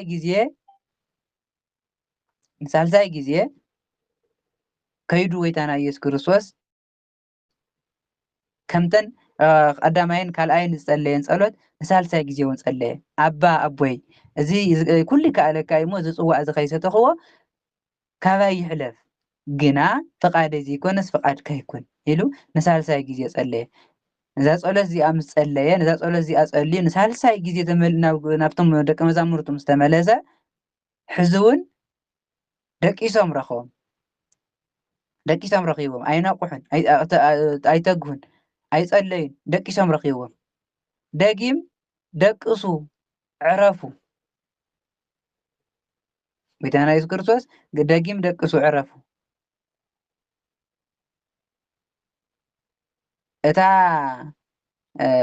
እታ ሰዓት በፂሓ እያ እታ ሰዓት በፂሓ እያ እሞ ንወዲ ሰብ ኣብ ኢድ ሓጥኣን እሕሊፎም ክብዎ እዮም ኢሉ ጎይታና ኢየሱስ ክርስቶስ ጎይታ ድሕሪ ገዲም ደቅሱ ዕርፉ ዝሎም ዘሎ ድሕሪ ገዲም ጎይታና ኢየሱስ ክርስቶስ ነቶም ሓጥኣን ሕሊፎም ክብዎም ጎይታና ኢየሱስ ክርስቶስ ክስቀል ክመውት እዩ ናይ ነብሲ ዕረፍቲ ከምፅእ እዩ ናይ ነብሲ ቅሳነት ከምፅእ እዩ ናይ ነብሲ ዕረፍትን ናይ ነብሲ ቅሳነትን ከምፀልኩም እየ ኣነ ዝተሓዘሉ ዝሞተሉ መዓልቲ ስለ ዝቐረበ ገዲም ዕርፉን ደቅሱን በለ ሽዑ ተላዓሉ ኢልዎም ንኺድ ተሱእ ንኺድ ንወት ዘትሕዘኒ ይመጽእ ኣሎ ቀሪቡ እኒሄ ኢሉ ንደቀ መዛሙርቱ ኣብ ሳልሳይ ግዜ ተመሊሱ ቀስቀሶም ሒዝዎም ድማ ከደ ማለት እዩ ተሱ ተዘትሕዘኒ ይሁዳ ይመጽእ ስለ ዘሎ ነቶም ምስ ሊቃነ ካህናትን ምስቶም ወታደራትን ጎይታ ክትሕዞ ይመጽእ ስለ ዘሎ ተሱእ ንኺድ ኢሉ ንደቀ መዛሙርቱ ቀስቀሶም ኢሉ ኣብዛ ሻውዓይቲ ክፍሊ እዚኣ እንመሃሮ ትምህርቲ ቀዳማይ ነገር ጎይታና ኢየሱስ ክርስቶስ ነቶም ደቀ መዛሙርቱ ሒዝዎም ናብ ጌቴሴማኒ ከም ዝኸደ ነቶም ትሽዓተ ኣብ ጌቴሴማኒ ሓዲጉ ነቶም ሰለስተ ከዓ ምስኡ ሒዝዎም ከም ዝኸደ ካብኣቶም ፍልይ ኢሉ እውን ጎይታና ኢየሱስ ክርስቶስ ክሓዝንን ክትክዝን ጀመረ ኢሉ ጎይታና ኢየሱስ ክርስቶስ ዝሓዘነን ዝተከዘን ክነስተውዕሎ ዝግበአና ጎይታና ኢየሱስ ክርስቶስ ፍጹም ሰብ ፍጹም ኣምላኽ ከም ሰብነቱ ናይ ሰብ ስራሕ ይሰርሕ ከም ኣምላኽነቱ ከዓ ናይ ኣምላኽነቱ ስራሕ ይሰርሕ ጎይታና ኢየሱስ ክርስቶስ ኣብዚ ዝሓዝንን ዝትክዝን ዘሎ ሰብ ከም ምዃኑ ናይ ሰብ ሓዘን ናይ ሰብ ጭንቂ ዝሓዝን ዘሎ ዝፈርሕን ዝሓዝንን ስጋ ከም ዝተዋሃደ ከም ዝለበሰ ንምግላጽ ጎይታና ኢየሱስ ክርስቶስ ዝሓዝንን ዝትክዝን ዘሎ እምበር ብሞቱ ዓለም ከም እትድሕን ኣቐዲሙ ይፈልጥ እዩ ኣቐዲሙ እውን ኣነ ክተሓዝየ ሊቃነ ካህናት ሕሊፎም ክውን እዮም ኣብ ሳልሳይ መዓልቲ እውን ክትስእ እየ እናበለ ኣቐዲሙ ነጊርዎም እዩ ናይ ጎይታና ኢየሱስ ክርስቶስ ሞት ብሓፂሩ ናዕኡ ሞት መከራ ንደቂ ሰባት ግን ሂወት እዩ ንደቂ ሰባት ግን ዕረፍቲ እዩ እዚ ይፈልጥ እዩ ጎይታ ኣብዚ ዝጽልዮን ዝሓዝንን ዝትክዝን ዘሎ ግና ዝፈርሕን ዝሓዝንን ስጋ ከም ዝተዋሃደ ንምግላጽ ከም ሰብነቱ ይዝጽሊ ዘሎ ማለት እዩ ካልኣይ እውን ብናቱ ሓዘን ብናቱ ጭንቂ ብናቱ ፍርሒ ናይ ደቂ ሰባት ሓዘንን ጭንቅን ፍርሕን ንምርሓቕ ሳልሳይ እውን ጎይታና ኢየሱስ ክርስቶስ ከም ዝበለ መከራን ፈተናን ክበጽሐኩም እንከሎ ከምዚ ኢልኩም ጸልዩ ኢሉ ንዓና ኣብነት ንምግባር ሒዙ ጸሎት ዝጸለዮ ማለት እዩ ኣባ ኣቦይ ተባሂሉ ዘሎ ድማ እግዚአብሔር አብ ንጎይታና ኢየሱስ ክርስቶስ ኣቦኡ ስለ ዝኾነ ጎይታና ኢየሱስ ክርስቶስ ናይ ባህሪ ውሉዱ ስለ ዝኾነ ማለት እዩ ኣባ ኣቦይ ኢሉ ነዚ ጸሎት እዚ ጸልዩ ፈቃደይ ዘይኮነስ ፈቃድካ ይኩን ማለት ናይ ጎይታና ኢየሱስ ክርስቶስ ፍቃድ ናይ እግዚአብሔር አብ ፍቃድ ናይ መንፈስ ቅዱስ ፍቃድ ሓደ እዩ ግን ጎይታ ፍቃዱ ናይ ብስጋ ዝጽልዮ ዘሎ ጸሎት ብሰውነቱ እዩ ናይ ስጋ ፍቃድ ክመውተ ይደልን ይፈርሕ እዩ ግን ናይ በኣምላኽነቱ ግን ናይ ኣብን ወልድን ናይ መንፈስ ቅዱስን ፍቃድ ይፈላለ ማለት ዘይኮነ ሓደ እዩ ፍቃዶም ሓደ እዩ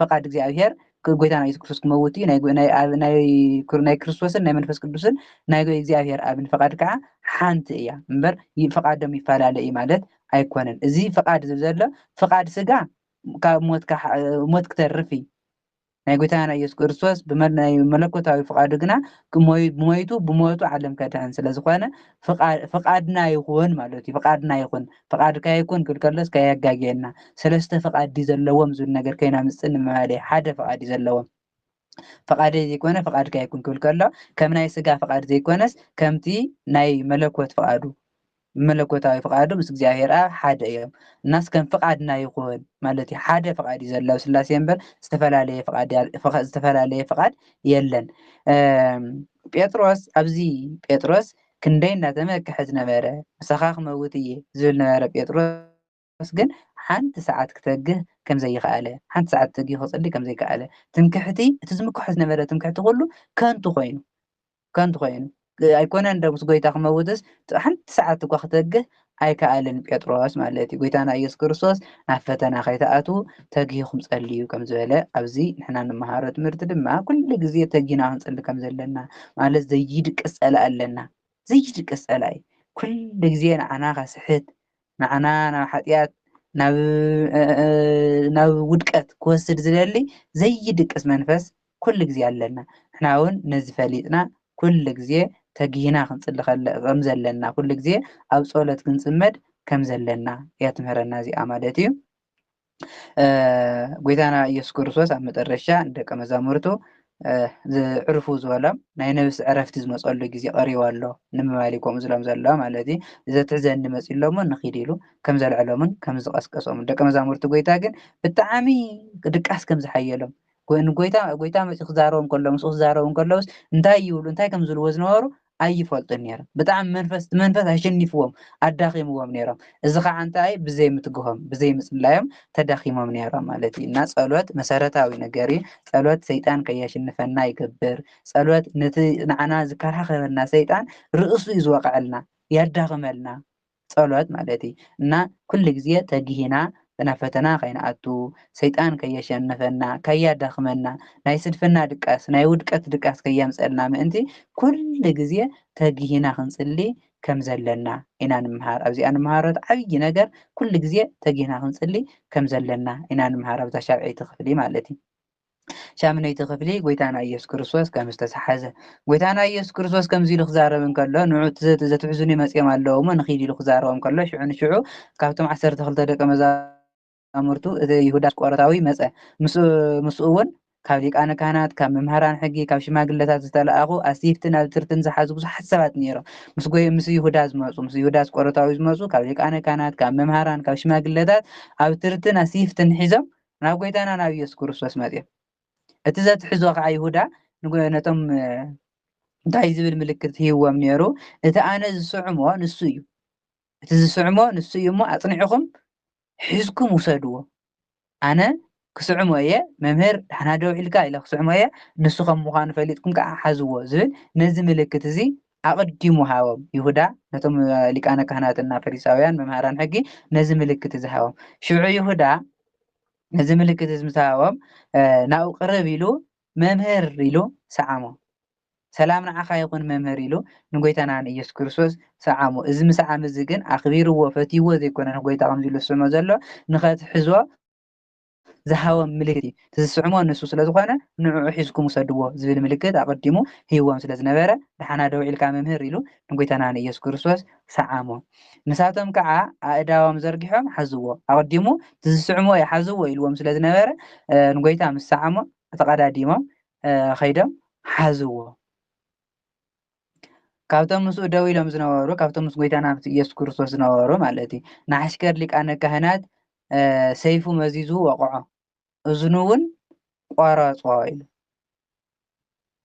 ናይቲ ሊቃነ ካህናት ሓሽከር ካብቶም ደቀ መዛሙርቱ ሓደ ተባሂሉ ካብቶም ምስ ጎይታ ዝነበሩ ተባሂሉ ዘሎ እዚ ጴጥሮስ እዩ ኣብ ዮሃንስ ወንጌል 18 ካብ 10 ቁፅሪ 10 ክሳብ 11 ዘሎ ብደንብ ገይሩ ጴጥሮስ ከም ዝኾነ ይገልጾ እዩ። ጴጥሮስ ሰይፍ ኣውፂኡ ነቲ ናይ ሊቃነ ካህናት ሓሽከር እዝኑ ከም ዝቆረፆ እቲ ናይ ሊቀ ካህናት ሓሽከር እውን ስሙ ማልኮስ ከም ዝበሃል ኣብ ዮሃንስ ወንጌል ምዕራፍ 18 ቁፅሪ 10 ክሳብ 11 ዘሎ ይገልጾ እዩ። ጎይታና ኢየሱስ ክርስቶስ ንጴጥሮስ ሰይፍኻ ናብ ቦታ ኣመልስታ ሰይፊ ዘለዕለ ኩሉ ብሰይፊ እዩ ዝመውት ኢሉ ንጴጥሮስ ከም ዝገሰፆ ኣብ ዮሃንስ ወንጌል ብደንቢ ገይሩ ይገልጽ እዩ። ካብቶም ምስ ጎይታ ዝነበሩ ምስ ጎይታ ተቐሚጦም ዝነበሩ ሓደ ተባሂሉ ዘሎ ጴጥሮስ እዩ። ሰይፈ ልዒሉ ነቲ ናይ ሊቀ ካህናት ሓሽከር እዝኑ ወቕዖ እዝኑ ቆረፆ። ጎይታ ነዚ እዝኑ ክቆርፆ እንከሎ እንታይ ኢልዎ ንጴጥሮስ እቲ ሰይፊ ዘልዕል ኩሉ ብሰይፊ እዩ ዝመውት ሰይፊ ዘልዕል ሰብ ኩሉ ብሰይፊ እዩ ዝመውት እሞ ሰይፍኻ ናብ ቦታ ኣመልሳ ኢሉ ከልኪልዎ እዩ። ጎይታ ሽዑ ነቲ እዝኑ ዝተቆረፀ ነቲ ናይ ሊቀ ካህናት ሓሽከር እውን ንማልኮስ ማለት እዩ ጎይታና ኢየሱስ ክርስቶስ ኣሕውይዎ እዩ ኣድሒንዎ እዩ ታይልዎም። ኣብዚ ግዜ እዚ ጎይታና ኢየሱስ ክርስቶስ ከም ከታረዶ በሲፍትን በብትርን ክትሕዙን ይመፅኢኹም ከም ሽፍታ ከም ሌባ ከም ከታርስ በትርን ሰይፍን ሒዝኩም ዝመፃኹም ከም ሽፍታን ከም ከታርን ክትሕዙን ዶ መፅኢኹም? ዕለት ዕለት ኩሉ ግዜ ኣብ መቅደስ ኣብቲ ቤተ መቅደስኩም ይምህር ነይረ ምሳኻትኩም እውን ውዕል ነይረ ሽዑ ግና ኣይሓዝኩምን ክትሕዙነ ይከኣልኩምን እዩ ዝብሎም ዘሎ። ኩሉ ግዜ ምሳኻትኩም ነይረ ኩሉ ግዜ ኣብ ቅድሚኹም ይምህር ነይረ ሽዑ ግን ክትሕዙኒ ኣይከኣልኩምን። እዚ ዝኾነ ግና እዚ ዝኸውን ዘሎ ግና እቲ ኣብ መፅሓፍቲ ዝተፅሓፈ ምእንቲ ክፍፀም እዩ ኢሉ ነገሮም። ጎይታና ኢየሱስ ክርስቶስ ከም ዝተሓዝ ግዚኡ ምስ ኣኸለ ከም ዝተሓዝ ተታሒዙ እውን ብሊቃነ ካህናት ሕሊፎም ከም ዝህብዎ ከም ዝቅተል ኣብ መፅሓፍ ተፃሒፉ ኣሎ። እቲ ብመፅሓፍ ዝተፅሓፈ ምእንቲ ክፍፀም እዩ እዚ ዝኸውን ዘሎ እምበር ኩሉ ግዜ ምሳኻትኩም ነይረ ይምህር ነይረ ኣይሓዝኩምን ክትሕዝኑ እውን ኣይከኣልኩምን። ሕዚ ትሕዝኑ ዘለኹምስ ኣብ ሴፍቲ ኣብ ትርቲ ስለዝሓዝኩም ዘይኮነስ እቲ ዝተሓዘሉ ግዜ ስለዝበፅሐ ፍቃደይ ስለዝኾነ ኢኹም ሒዝኩምን እምበር ክትሕዙኒ ኣይመኸኣልኩምን ክትሕዝኑ እውን ኣይትኽእሉን።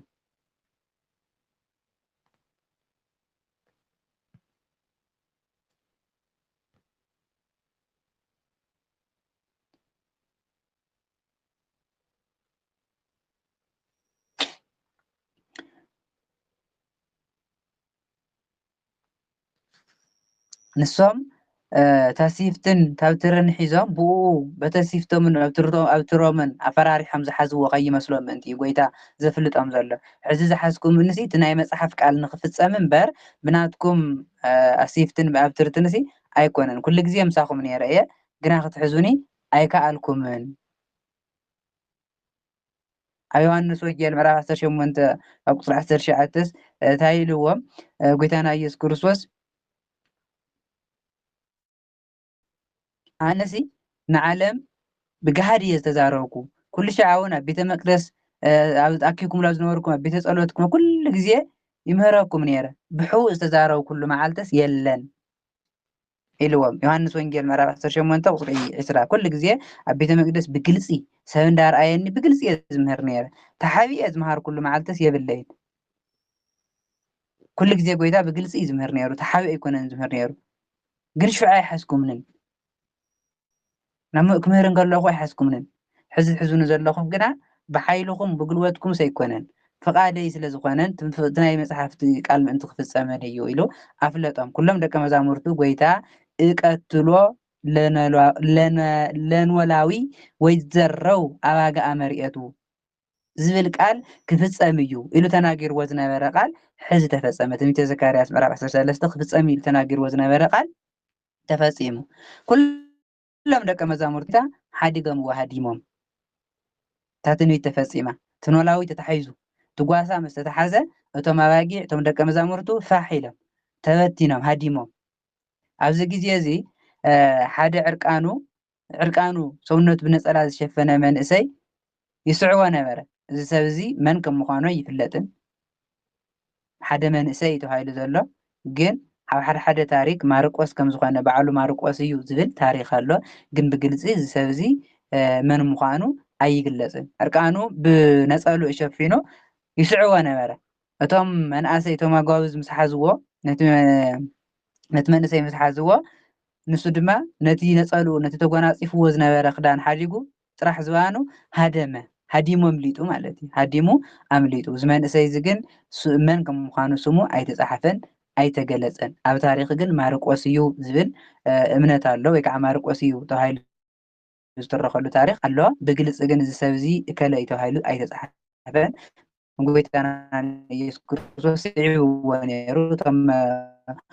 እቶም መናእሰይ ምስ ሓዝዎ ግና ተጎናፂፍዎ ዝነበረ ክዳን ሓዲጉ ዕርቃኑ ሃዲሙ ከይዱ እዚ መንእሰይ እዚ መን ምዃኑ ኣይፍለጥን ማለት እዩ።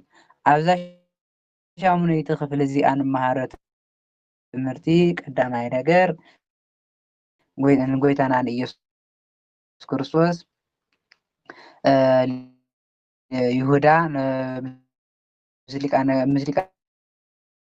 ካህናትን ምስ መምህራን ሕጊ ምስ ሽማግለታትን ተማኺሩ ንጎይታና ንኢየሱስ ክርስቶስ ብምስዓም ሕሊፉ ከም ዝሃቦ ኣነ ትስዕሞ ንሱ ንዑ ኣጥቢቅኩም ሓዙ ኢሉ ኣመልኪትዎም ስለ ዝነበረ ንጎይታና ኢየሱስ ክርስቶስ ደሕና ዶ ሰላም ከመይ ውዒልካ መምህር ብምባል ንጎይታና ንኢየሱስ ክርስቶስ ሕሊፉ ከም ዝሃቦ ጎይታና ኢየሱስ ክርስቶስ ካብቶም ዝነበሩ ሓደ ነቲ ናይ ሊቀ ካህናት ሓሽከር ዝቆሪፅዎ ተባሂሉ ዘሎ እቲ ሓደ ተባሂሉ ዘሎ ጴጥሮስ እዩ። ተቆራፂ ጴጥሮስ እዩ። እቲ ናይ ሊቀ ካህናት ኣገልጋሊ ድማ ስሙ ማልኮስ እዩ ዝበሃል። ጎይታና ኢየሱስ ክርስቶስ ነቲ እዝኑ ተቆረፀ ናይ ሊቀ ካህናት ኣገልጋሊ እዝኑ ከም ዘድሐነዎ ኣብ ዮሃንስ ወንጌል ኮነ ኣብ ማቴዎስ ወንጌል ኩሉ ይገልፅ። ኣብዚ ጥራሕ ዝተገለፀ ማርቆስ ኩሉ ሓሳብ ሕፅር ሕፅር ኣቢሉ ስለ ዝፅሕፍ እዩ እምበር እቲ ምድሓኑ ዘይፀሓፎ ሲሉ ናይ ማርቆስ ኣፀሓሕፋስ ታሪክ ሕፅር ሕፅር ኣቢሉ ስለ ዝፅሕፍ ካልእ ኣይኮነን ማለት እዩ። ጎይታ ግን ነቶም ሰባት ብኣብትርትን ብኣሲፍትን ከም ዓመፀኛ ክትሕዙ እንደመፂኹም ግን ኩሉ ግዜ ምሳኻትኩም ነይረ ክትሕዙን ኣይከኣልኩምን ሕዚ ዝሓዝኩም ንሲ ናይ መፅሓፍ ትእዛዝ ትንቢት ክፍፀምን ፈቃደይ ስለዝኮነ እምበር ናትኩም ሓይሊስ ኣይሓዝኩምንን ኢሉ ከም ዝገለፀሎም ጎይታ ዝተተሓዘ ናቶም ሓይሊ ናቶም ኣሲፍትን ኣብትርትን ዘይኮነስ ፍቃዱ ስለዝኮነ ንክመውት ንክትሓዝ ፈቃዱ ስለዝኮነ እምበር ፍቃዱ ዘይኸውን ነይሩ ክሕዝዎ ኣይክእሉን ነይሮም ማለት እዩ። ትሕዝኒ ትኽእሉ ነርኩም ኢሉ ባዕሉ ጎይታና ኢየሱስ ክርስቶስ ገሊፁሎም እኒሀ። እቲ ብነቢይ ዘካርያስ ዝተነገረ ቃል ሎሚ ክፍፀም እዩ ኢሉ ተናጊርዎ ዝነበረ ደቀ መዛሙርቱ ከዓ ንጎይታና ኢየሱስ ክርስቶስ ሓዲገምዎ ከም ዝሃደሙ ኣብዚ ሓደ መንእሰይ ስሙ ዘይፍለጥ ንጎይታና ኢየሱስ ክርስቶስ ስዒብዎ ነይሩ። እቶም መናእሰይ ምስ ሓዝዎ ድማ ሓዲግዎ ከም ዝሃደመ እዚ መንእሰይ እዚ ስሙ መን ምዃኑ ከም ዘይፍለጥ ግን ስዒብዎ ነይሩ። እቶም ሰባት ምስ ሓዝዎ ሓዲግዎ ከም ዝሃደመ ኢና ንመሃር ኣብዛ ሻምነይቲ ክፍሊ እዚኣ ማለት እዩ። ታሽዐይቲ ክፍሊ ጎይታና ኢየሱስ ክርስቶስ ኣብ ናይ ሊቃነ ካህናት ፍርዲ ከም ዝቀረበ ንጎይታና ኢየሱስ ክርስቶስ ናብቶም ናብ ሊቃነ ካህናት ወሰድዎ። ሊቃነ ካህናት ናብቶም ሊቃነ ካህናት ሊቀ ካህን ሓደ እዩ። ሊቃነ ካህናት ክብል እንከሎ ናቶም ተኸተልቲ ዓብቲ ስለ ዘለው እዮም። ናብቶም ሊቃነ ካህናትን ናብቶም ሽማግለታትን ናብቶም መምሃራን ሕግን ወሰድዎ። ኩሎም ድማ ናብኡ ተኣከቡ። ናብቲ ጎይታ ዘለዎ እቶም መምሃራን ሕጊ እቶም ሽማግለታት እቶም ሊቃነ ካህናት ኩሎም ናብቲ ጎይታና ኢየሱስ ክርስቶስ ዘለዎ ኩሎም ተኣከቡ። ጴጥሮስ ኣብዚ ግዜ እዚ ንጎይታ ብሳኻ ክመውት እየ ኣይክሕደካን ኢልና ተመክሕ ዝነበረ ሰብ ብሕቡእ ንጎይታና ንኢየሱስ ክርስቶስ ክሳብቲ ናይ ሊቀ ካህናት ቅፅሪ ክስዕቦ ጀመረ። ርሕቅ ኢሉ ሰዓበሉ ርሑቅ እናተሓበ ብግልፂ ዘይኮነ ምሳኻ ክመውት እየ ዝብሎ ዝነበረ እናተሓበአ ንጎይታ ይስዕቦ ነበረ። ኣብኡ ምስቶም ሓሻኽር ተቐሚጡ እውን ሓዊ ይስሕን ነበረ። ምስቶም ሓሻኽር ንጎይታ ሒዞሞ ዘሎ ምስቶም ወታደራት ተቐሚጡ ሓዊ ይስሕን ነበረ። ሊቃነ ካህናት ኩሉ ኣብቲ መጋባእያ ዝነበረ ኣብቲ ኣደባባይ ዝነበረ ኣብቲ ናይ ፍርዲ ቦታ ተኣኪቡ ዝነበረ ንጎይታና ንኢየሱስ ክርስቶስ ንክቀትልዎ ናይ ሓሰት መተኻኸሪ ይደልዩ ነበሮም። ናይ ሓሰት ምስክር ጎይታስ እዚ ዝበሃል እንከን ኣይነበሮን፣ ንጹህ እዩ ነይሩ። እዚ ገይሩ በሃል በደል ኣይነበሮን። ግን ሕዚ እቶም አይሁዳውያን እቶም ሮማውያን ስለ ዘመሓድርዎም ዘለው እቶም ሮማውያን ከዓ ሕጊ ፈላጣት እዮም። ሓደ ሰብ እዚ በዲሉ ዝሰሪሑ እንተዘይተባሂሉ ክእክሎም ኣይከኣልን። እቲ ምስክርስ እሙን ክኸውን ኣይከኣልን። ካልኦት ሰባት ግና ክልተ ሰባት እናበሉ ተናጊሩ ግን ጎይታ ነዚ ቤተ መቅደስ ዘፍርስዎ መጋሰ መዓልቲ ክሃንፅኦ እየ ዝበለ ነቲ 46 ዓመት ዝወድእ ቤተ መቅደስ ዘይኮነ ኢሉ ንሰብነቱ ኢሉ ንዓይ ቀተሉኒ እሞ ቀተልኩኒ ኣብ ሳልሳይ መዓልቲ ክትስ እየ ኢሉ ናይ ጎይታ ሓሳብ ናይ ጎይታ ትምህርቲ እሱ ነይሩ። ግን ንሶም እቲ ናይ ጎይታ ንሰብነቱ ዝተናገሮ ትምህርቲ ግልብጥ ኣቢሎም ነቲ ቤተ መቅደስኩም ነዚ ኢድ ዘይሰርሖ ዝብል ባዕሎም ወሲኾም ብኢድ ዘይተሃነፀ ሰማያዊ ዝኾነ ቤተ መቅደስ ክሃንፅ እየ ኢሉ ክምህር እንከሎ ሰሚዕናየ ኢና ኢሎም በዛ ክስ እዚኣ ክልተ ሰባት በዚኣ ፀኒዖም ሓንቲ እንከን ረኸብሉ ንጎይታና ኢየሱስ ክርስቶስ። ንጎይታና ኢየሱስ ክርስቶስ እዚ በደል እዚ በከም በደል ኢሎም ቆፀርሉ። ምስክርነቶም እዞም ክልተ ሰባት ሓደ ኮነሎ ጎይታ ዝተናገሮ ነቲ ቤተ መቅደስ ዘይኮነ ንሰብነቱ ንባዕሉ እዩ ነይሩ። ንሶም ግና ነቲ ቤተ መቅደስ ገይሮም ነዚኣ ሓንቲ ምስክርነት ሓዙ። በዚ እውን ምስክርነቶም ፀንዐሎም ሓደ ምስክር ሓዙ። በዚኣ ተሰማሚዖም እቲ ሊቀ ካህናት ብዙሓት ምስክርነቶም ኣይተሰማምዐሎምን። ብዙሓት ተፈላለዮም እዮም። ከምዚ ኢሉና ከምዚ ክገብር እየ ኢሉ ሰንበት ስዒሩ ብዙሕ እንከን ኣቅሪቦም ነይሮም ክሰማማዩ ኣይከኣሉን። ሓንቲ እንታይ ሒዞም ኣለዉ? ቤተ መቅደስ ከፍርስ እየ ትብል ሓንቲ ምስክርነት ሒዞም ኣለዉ።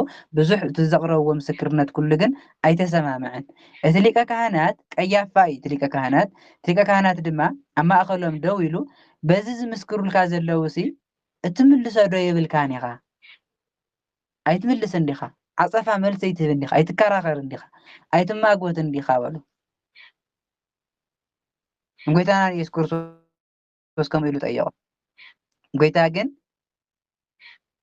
መልሲ ከይሃወ ሱቕ ኢሉ መልሲ ክህቦ ኣይከኣልን። ሱቕ ዝበለሉ ምክንያት መለሰ ኣይመለሰ እሶም እንከን እዮም ደልዮም ነገር ደልዮም እዮም ንጎይታ ከምዚ ኢሎም ዝሓትዎ ዘለዎ እምበር ኣነ ይበልኩን ኢሉ መልሲ ስለዝሃበ ዓፀፋ ስለዝተኸራኸረ ሊቃነ ካህናት ክሓድግዎ ማለት ኣይኮንን። ጎይታ ኣብዚ ግዜ እዚ ናይ መጨረሻ ግዜ ስለዝኾነ መልሲ ክህብ ኣይከኣልን ሱኽ ኢሉ።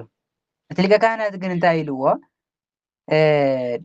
ደጊሙ ካልኣይ መሊሱ ንስኻስ ብሓቂ ክርስቶስ ትወዲ ብሩኽ ትወዲ ሕያው እግዚኣብሔር ኢኻ? ትወዲ ሕያው እግዚኣብሔር ዲኻ ኢሉ ጠየቆ። ኣብዚ ግዜ እቲ ሊቀ ካህናት እስኻ ወዲ ሕያው እግዚኣብሔር ዲኻ ኢሉ ዝጥየቕ ዘሎ ከኣምነሉ ደልዩ እወ እንተይልዎ እምበኣር ወዲ ሕያው እግዚኣብሔር ኢኻ ኢሉ ከኣምን ደልዩ ኣይኮነን። ፈተና እዩ ዝፍትን ዘሎ።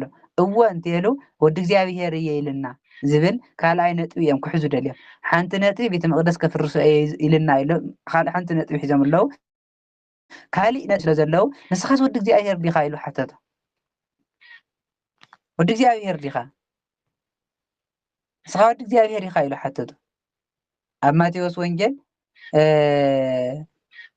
ብሓቂ ንስኻስ ወዲ ሕያው እግዚኣብሔር እንተኮይንካ ብሕያው እግዚኣብሔር ኣምሕለካ ኣለኹ፣ ወዲ ሕያው እግዚአብሔር እንተኮይንካ ብሕያው እግዚአብሔር ኣምሕለካ ኣለኹ ንገረኒ ኢሉ ሓቲትዎ እዩ። ኣብ ማቴዎስ ወንጌል ምዕራፍ 26 ቁጥሪ 63 ይገልጾ እዩ። ብሓቂ ንስኻሲ ወዲ ሕያው እግዚአብሔር እንተኮይንካ ንክትነግረኒ ብሕያው እግዚአብሔር በቲ ሓደ እግዚአብሔር ብሕያው እግዚአብሔር ኣማሕፅነካን ኣምሕለካን ኣለኹ ምስ በሎ ጎይታና ኢየሱስ ክርስቶስ እንታይ ኢልዎ?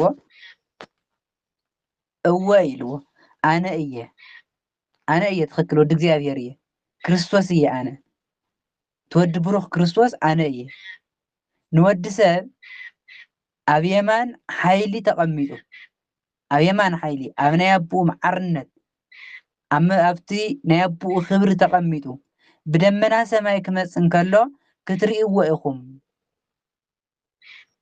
ብመለኮታዊ ክብረይ ብመለኮታዊ ሓይለይ ክግለፅ እንከለኹ ክትርእዩኒ ኢኹም ኣነ ብሓቂ እቲ ወዲ ሕያው እግዚአብሔር ክርስቶስ እየ ደመና ክብሪ እግዚአብሔር እዩ ዘመልክት ብክብሪ ክመፅእ እንከለኹ ክትርእዩኒ ኢኹም በሎ። ኣብዚ ግዜ እቲ ሊቀ ካህናት ደልይዎ ዝነበረ ነገር ተሳኺዑሉ ታደልይዋ ዝነበረ እወ ክብለሉ እሞ ወዲ እግዚኣብሔር እየ ኢልና ሰብ ከሎስ ወዲ እግዚኣብሔር እየ ኢሉ ሓደ እግዚኣብሔር እዩ ዘሎ እምበር እግዚኣብሔር ኣይወልድን ኢሎም ክኸስዎ ካልአይቲ ነጥቢ ክሕዙ ይደልዩ ነይሩ። እታ ዝደለያ ነገር እዚኣ ስለ ዝኾነ ጎይታ እውን ኣነ ወዲ እግዚኣብሔር እየ ስለ ዝበለ እቲ ሊቀ ካህናት እንታይ ኢሉ ክዳኑ ቀዲዱ ተናደደ ዝሓዘነ ከምስል ክዳኑ ቀዲዱ ደጊምከ እንታይ ዓይነት መሰኻኽር የድልየና እዩ እንታይ ኢልና የምስክር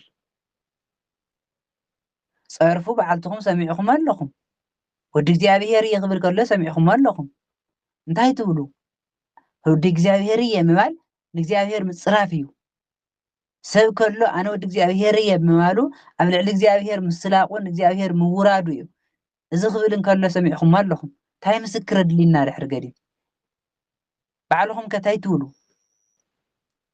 እንታይ ትብልዎ ነዚ ሰብ እዚ ኣሎ ኩሎም እንታይ ኢሎሞ ሞት ይግብኦ ነቲ ንፁህን ቅዱስን ዝኾነ ኣምላኽ ሞት ይግብኦ ኢሎም ሞት ይግብኦ ኢሎም ድማ ፈረድሉ ኣብዚ ከምዚ ኢሎም ክፈርድሎም ከለዉ ገሊኦም ንጎይታና ንኢየሱስ ክርስቶስ ከቃልልዎ ጀሚሮም እንትፍ ክብልሉ ጀሚሮም ገፁ ሸፊኖም እውን እናወቅዑ ተነበየልና ክርስቶስ ተነበ መን እዩ ዝወቅዐካ መን እዩ ዝፀፍዐካ መን እዩ ዝወቅዐካ ዘሎ እስኪ ንገረና እናበሉ ክሳለቅዎ ጀመሩ እቶም ሓሻኽር ርእሱ እናፀፍዑ ናብ ገፁ እንትፍ እናበሉ ክሳለቅዎ ጀሚሮም ብናዕኻ ይኹን ንጉስ ኣይሁድ መን እዩ ዝወቅዐካ እስኪ ንገረና መን እዩ ዝፀፍዐካ እናበሉ ንጎይታና ንኢየሱስ ክርስቶስ እቶም ወተሃደራት እቶም ሓሻኽር ክሳለቅሉ ጀመሩ እቲ ሊቀ ካህናት ከዓ እታ ዝደልይዋ ዝነበረ ነጥቢ ንክረክብ ብህያው እግዚኣብሔር ስለ ዘመሐሎ ኣነ ወዲ እግዚኣብሔር እየ ስለ ዝበለ ጎይታ ድሕሪ ገዲም ምስክር ኣየድልየናን ወዲ እግዚኣብሔር እየ ኢሉሎ ወዲ እግዚኣብሔር እየ ማለቱ ከዓ ንእግዚኣብሔር ምፅራፍ እዩ ነዚ ሰብ እዚ እንታይ ትብልሉ ምስ በለ እቶም ሰባት ኩሎም ሞት ይግብኦ ኢሎም ነቲ ሰማይን ምድርን ዝፈጠረ ኣምላኽ ነቲ ንፁህን ቅዱስን ዝኾነ ኣምላኽ ሞት ይግብኦ ኢሎም ፈረድሉ ሊቃነ ካህናትና መምሃራን ሕጊ ሕሊፎም ክህዎ እዮም ኢሉ ጎይታና ኢየሱስ ቀዲሙ ዝተናገሮ ትንቢት ተፈፀመ ፈረድሉ ንሞት ሕሊፍካ ይባሃው ይሙት ኢሎም ንጎይታና ንኢየሱስ ክርስቶስ ፈረድሉ ኣብዛ ታሽዒቲ ክፍሊ እዚኣ ንመሃረ ትምህርቲ ጎይታና ኢየሱስ ክርስቶስ ኣብ ፍርዲ ከም ዝቆመ ቀዳማይ ነገር ኣብ ሊቃነ ካህናትን መምሃራን ሕግን ሽማግለታት ኩሎም ተኣኪቦም ንጎይታና ንኢየሱስ ፍርዲ ከም ዘቆምዎ ጴጥሮስ ተኩላቶም ከሕቱ ዝምካሕ ዝነበረ ጴጥሮስ ንጎይታና ኢየሱስ ክርስቶስ ብርሑቅ ከም ዝሰዓቦ እቶም ሊቃነ ካህናት ከዓ ንጎይታና ንኢየሱስ ክርስቶስ ንክሲ ዘቅርብሉ ነጥብታት ዝኾኑ ናይ ሓሶት መሰኻኽር ይደልዩ ከም ዝነበሩ ብዙሓት ናይ ሓሶት መሰኻኽር ተሲኦም ግና እቲ ምስክሮም ክፀንዕ ከም ዘይከኣለ እቶም ምስክሮም ዝፀንዐትሎም ሰባት ግን ነቲ ቤተ መቅደስ ኣፍሪሳ ሳልሳይ መዓልቲ ካህንፆ እየ ዝብሉ ነዛ ቃል እዚኣ ዝተናገሩ ክልተ ሰባት ጥራሕ ነይሮም በዛ ምስክር እዚኣ ፀኒዖም ዝተረኸቡ ክልተ ሰባት ነይሮም በቲ ዝተናገርዎ ብዙሕ ናይ ሓሰት ምስክር ግና ክፀንዑ ኣይከኣሉ ሓንቲ ነጥቢ እዚኣ ሒዞም ካልአይቲ ነጥቢ ከዓ ወዲ እግዚኣብሔር እየ ኢሉ ትብል ነጥቢ ነዚኣ ሒዞም ሳልሰይቲ ሰንበት ስዒሩ ዝብል ነዘን ሰለስተ ነጥብታት እዚኣቶም ሒዞም ንጎይታና ንኢየሱስ ክርስቶስ ንፁህ እንከሎ ቅዱስ እንከሎ ከም በደለኛን ከም ሓጢኣተኛን ቆፂሮም ኣብቲ ናይ ሓጢኣተኛታትን ናይ በደለኛታትን ፍርዲ ዝፈረደሉ ቦታ ነቲ ቅዱስን ንፁህን ዝኾነ ኣምላኽ ኣቆምዎ ናይ ሓሰት ምስክር ኢሎም እውን ጎይታና ንኢየሱስ ክርስቶስ ብናይ ሓሰት ምስክር ፈረድዎ እቲ ሊቃነ ካህናት ንጎይታና ንኢየሱስ ክርስቶስ ንስኻ ክርስቶስ ዲኻ ኢሉ ዝጠየቁ ብያው እግዚኣብሔር ምሕለካ ኣለኹ ንገረኒ ኢሉ ዝጠየቆ ከኣምን ክፈልጥ ደልዩ ዘይኮነ ነጥቢ ክረክብ ደልዩ ከም ዝኾነ እዩ ሊቀ ካህናት እወ ምስ በሎ ኣይኣመነን ብኸመይ ኢኻ ወዲ እግዚኣብሔር እስኪ ንገረኒ ከመይ ኢሉ እዩ ኢሉ ኣይጠየቀን እንታይ ደኣ ኮይኑ እታ ደልይዋ ዝነበረ ነገር ስለዝተሰኽዕትሉ ከምስል ክዳኑ ቀዲዱ ድሕሪ ገዲም ምስክር ኣየድልየናን ነዚ ሰብ እዚ ባዕሉ ክፃረፍ እንከሎ ሰሚዕኹም ኢኹም ኢሉ ካልአይቲ ነጥቢ እታ ደልይዋ ዝነበረ ምስ ረኸበ ክዳኑ ቀዲዱ እዚ ክዳኑ ዝቀደዶ ግን ሓዚኑ ዘይኮነ ከምስል እዩ ሊቀ ካህናት ሓዚኑ ክዳኑ ቀዲዱ ኢሎም እቶም ህዝቢ ምእንቲ ክሓዝኑ ሊቀ ካህናት ኣይኮነን ክዳኑ ክቀድድ ብጣዕሚ ሊቀ ካህናት ብክብሪ እዩ ዝኸይድ ነይሩ ሊቀ ካህናት ሓዚኑ ግን ክዳኑ ቀዲዱ ኢሎም እቶም ሰባት ምእንቲ ክሓዝኑ ክዳኑ ቀደደ ንጎይታና ንኢየሱስ ክርስቶስ እውን እንታይ ይግብኦ ኢሉ ነቶም ሰባት ድሕሪ ገዲም ምስክር ኣየድልየና ነቶም ሰባት ምሳሓተቶ ሞት ይግብኦ ኢሎም እቶም ሰባት ከም ዝፈረድሉ እቶም ንጎይታና ንኢየሱስ ክርስቶስ ከዓ እቶም ወታደራት እቶም ሓሻኽር ከም ዝተሳለቁሉ እንትፍ ከም ዝበልዎ ርእሱ ጎለይዎም እውን ርእሱ ይወቅዕዎ ከም ዝነበሩ ተነበየልና መን እዩ ዝወቅዐካ እናበሉ ንጎይታና ንኢየሱስ ክርስቶስ ከም ዝተሳለቁሉ ኢና ንመሃር ኣብዛ ታሽዒቲ ክፍሊ እዚኣ ማለት እዩ። ኣብዚ ንመሃሮ ትምህርቲ ቀዳማይ ነገር ሊቃነ ካህናት ብናይ ሓሰት መሰኻኽር ብናይ ሓሰት ምስክርነት ነቲ ንጹህን ቅዱስን ዝኾነ ኣምላኽና ኣብ ፍርዲ ከም ዘቐምዎ ኣሕሊፎም ከም ዝሃብዎ እያ ተርድአና ማለት እዩ። ኣብዚ ናይ ሊቀ ካህናት ክፍኣት ናይቶም ሊቃነ ካህናት ክፍኣት እንታይ ናይ ሓሰት መሰኻኽር ምድላይ እዩ። ናይ ሓሰት መሰኻኽር ደሊኻ ብናይ ሓሰት ምስክር ሕሊፍካ መሃብ እዩ። ንሕና እውን ኣብዚ ክንጥንቀቆ ዝግበአና ክቡራን ኣሕዋተይ ኣብ ናይ ሓሰት ምስክርነት ከይንርከብ። ኣብ ናይ ሓቂ ምስክርነት ሓቂ እዩ። ኣብ ናይ ሓሰት ምስክርነት ግን ከይንርከብ። ሓሲና እንድሕር ንመስክር ኮይና ከምቲ ሊቃነ ካህናት ብናይ ሓሰት ምስክር ሕሊፎም ንጎይታና ንኢየሱስ ክርስቶስ ዝሃብዎ ንሕና እውን ከምኡ ናይ ጎይታና ንኢየሱስ ክርስቶስ ሰቐልቲ ከይንኸውን ንሕዋትና ብናይ ምስክር ሕሊፍና ከይንህቦም ብናይ ሓሰት ምስክር ከይንምስክረሎም ክንጥንቀቕ ኣለና። እቲ ናይ ፈሪሳውያን ክፍኣት ኣብ ውሽጥና ከይርከብ ክንጥንቀቕን ክነስተውዕልን ከም ዘለና እያ ትምህረና ታሽዒቲ ክፍሊ እዚኣ ማለት እዩ። 10ይቲ ክፍሊ ክሕደት ጴጥሮስ ጴጥሮስ ኣብ ትሕቲ እቲ ውሽጢ ቅጥሪ እንዳሃለወ ኣብ ውሽጢ ቅጥሪ ናይ ሊቀ ካህናት ቅጥሪ እናሃለወ ሓንቲ ገረድ ሓንቲ መበለት ሓንቲ ገረድ ናይቲ ሊቀ ካህናት ኣገልገልቲ ናይቶም ሊቀ ካህናት ኣገልገልቲ ካብቶም ናይ ሊቀ ካህናት ኣገልገልቲ ሓንቲ ገረድ መፂኣ ንጴጥሮስ እንታይ ኢላቶ ሓዊ ክስሕን እንከሎ ምስቶም ሓሻኽር ሓዊ እናስሓነ እንከሎ ኣተኲራ ጠመተቶ እሞ ንስኻ እውን ምስ ኢየሱስ ናዝራዊ ኢኻ ኢላቶ። ምስ ኢየሱስ ናዝራዊ ነርካ ምስቲ ናዝራዊ ኢየሱስ ኢኻ ኢላ ንጴጥሮስ ሓተቶ። ጴጥሮስ ኣብዚ ግዜ እዚ ምሳኻ ክመውት እየ ዋላ ኩሎም ተኻሓዱኻ ኣነ ኣይክሕደካን ኢሉ ተዛረበ ጴጥሮስ። እወ ናቱ ደቀ መዝሙር እየ ኢሉ ምዝራብ ኣብይዎ። ኣይኮነን ምስኡ ክመውት ኣይኮነን ምስኡ ክተሓዝ ኣይኮነን ምስኡ ክቕበል ናቱ ደቀ መዝሙር እየ ኢሉ ምምስካር ኣብይዎ። እዚ ክትብሎ እንከላ እንታይ ኢሉ ጴጥሮስ ነዚ ትብልዮ ዘለኽስ ኣይፈልጦን ነቲ ክሞተልካ እየ ኢልዎ ዝነበረ ኣምላኽ ኣይፈልጦን ኢሉ ኣያስተውዕሎን እውን ብስሮ ትብልዮ ዘለኽ ሰብ እውን ርእዩ ኣይፈልጥን ኢሉ ኸ ሓደ ኣይፈልጦን ትብልዮ ዘለኽ ሰብ ኣስተውዕለየ እውን ኣይፈልጥን ኢሉ ኸ ሓደ ክሕደት ጴጥሮስ ጀመረ። ናይ ጴጥሮስ ትምክሕቲ ውፅኢቱ ተገለጸ። ጴጥሮስ ክመውት እየ ምሳኻ ኢሉ እናተመክሐ ዝነበረ እዛ ትምክሕቱ ናብ ዘብፅሐቶ ኣይፈልጦን ርእየ እውን ኣይፈልጥን ኢሉ ንጎይታ ክመውት እየ ምስኡ ኢሉ ዝምክሐሉ ዝነበረ ርእየ እውን ኣይፈልጥን ኢሉ ክሓደ ካብ ቅፅሪ ናብ ኣፍ ደገ ምስ ወፀ ድማ ካብቲ ቅፅሪ ናብ ኣፍ ደገ ውፅእ ምስ በለ ደርሆ ነቀወ። ንመጀመርያ ግዜ እዚ እቲ ናይ ተኣምር ደርሆ ናይ ተኣምር ትነቀወ እዚኣ እያ እታ ናይ መጀመርያ ግዜ ምስ ክሓደ ደርሆ ሓደ ግዜ ነቂዩ ደርሆ ነቀወ። እታ ገረድ ድማ ረኣየቶም ሞ ነቶም ኣብ ጥቕኡ ደው ኢሎም ዝነበሩ እዚ እውን ካብኣቶም እዩ በለቶም። ካብቶም ደቀ መዛሙርቲ እዩ ካብቶም ናይ ክርስቶስ ሰዓብቲ ሓደ እዩ ኢላ ነገረቶም። ንሱ ግና ደጊሙ እንታይ ኢሉ ከሓደ ኣይፈልጦን እየ ኢሉ ነትብልዎ ዘለኹም እዚ ኣይፈልጦን። ንኻልኣይ ግዜ ክሒዱ ጴጥሮስ ድሕሪ ቅሩብ ግዜ ከዓ እቶም ኣብኡ ደው ኢሎም ዝነበሩ ንጴጥሮስ ንስኻ ብሓቂ ንስኻስ ብሓቂ ካብኣቶም ኢኻ ገሊላዊ ኢኻ ትመስል ኣዘራረባኻ እውን የፍልጠካ ኣሎ በሉ።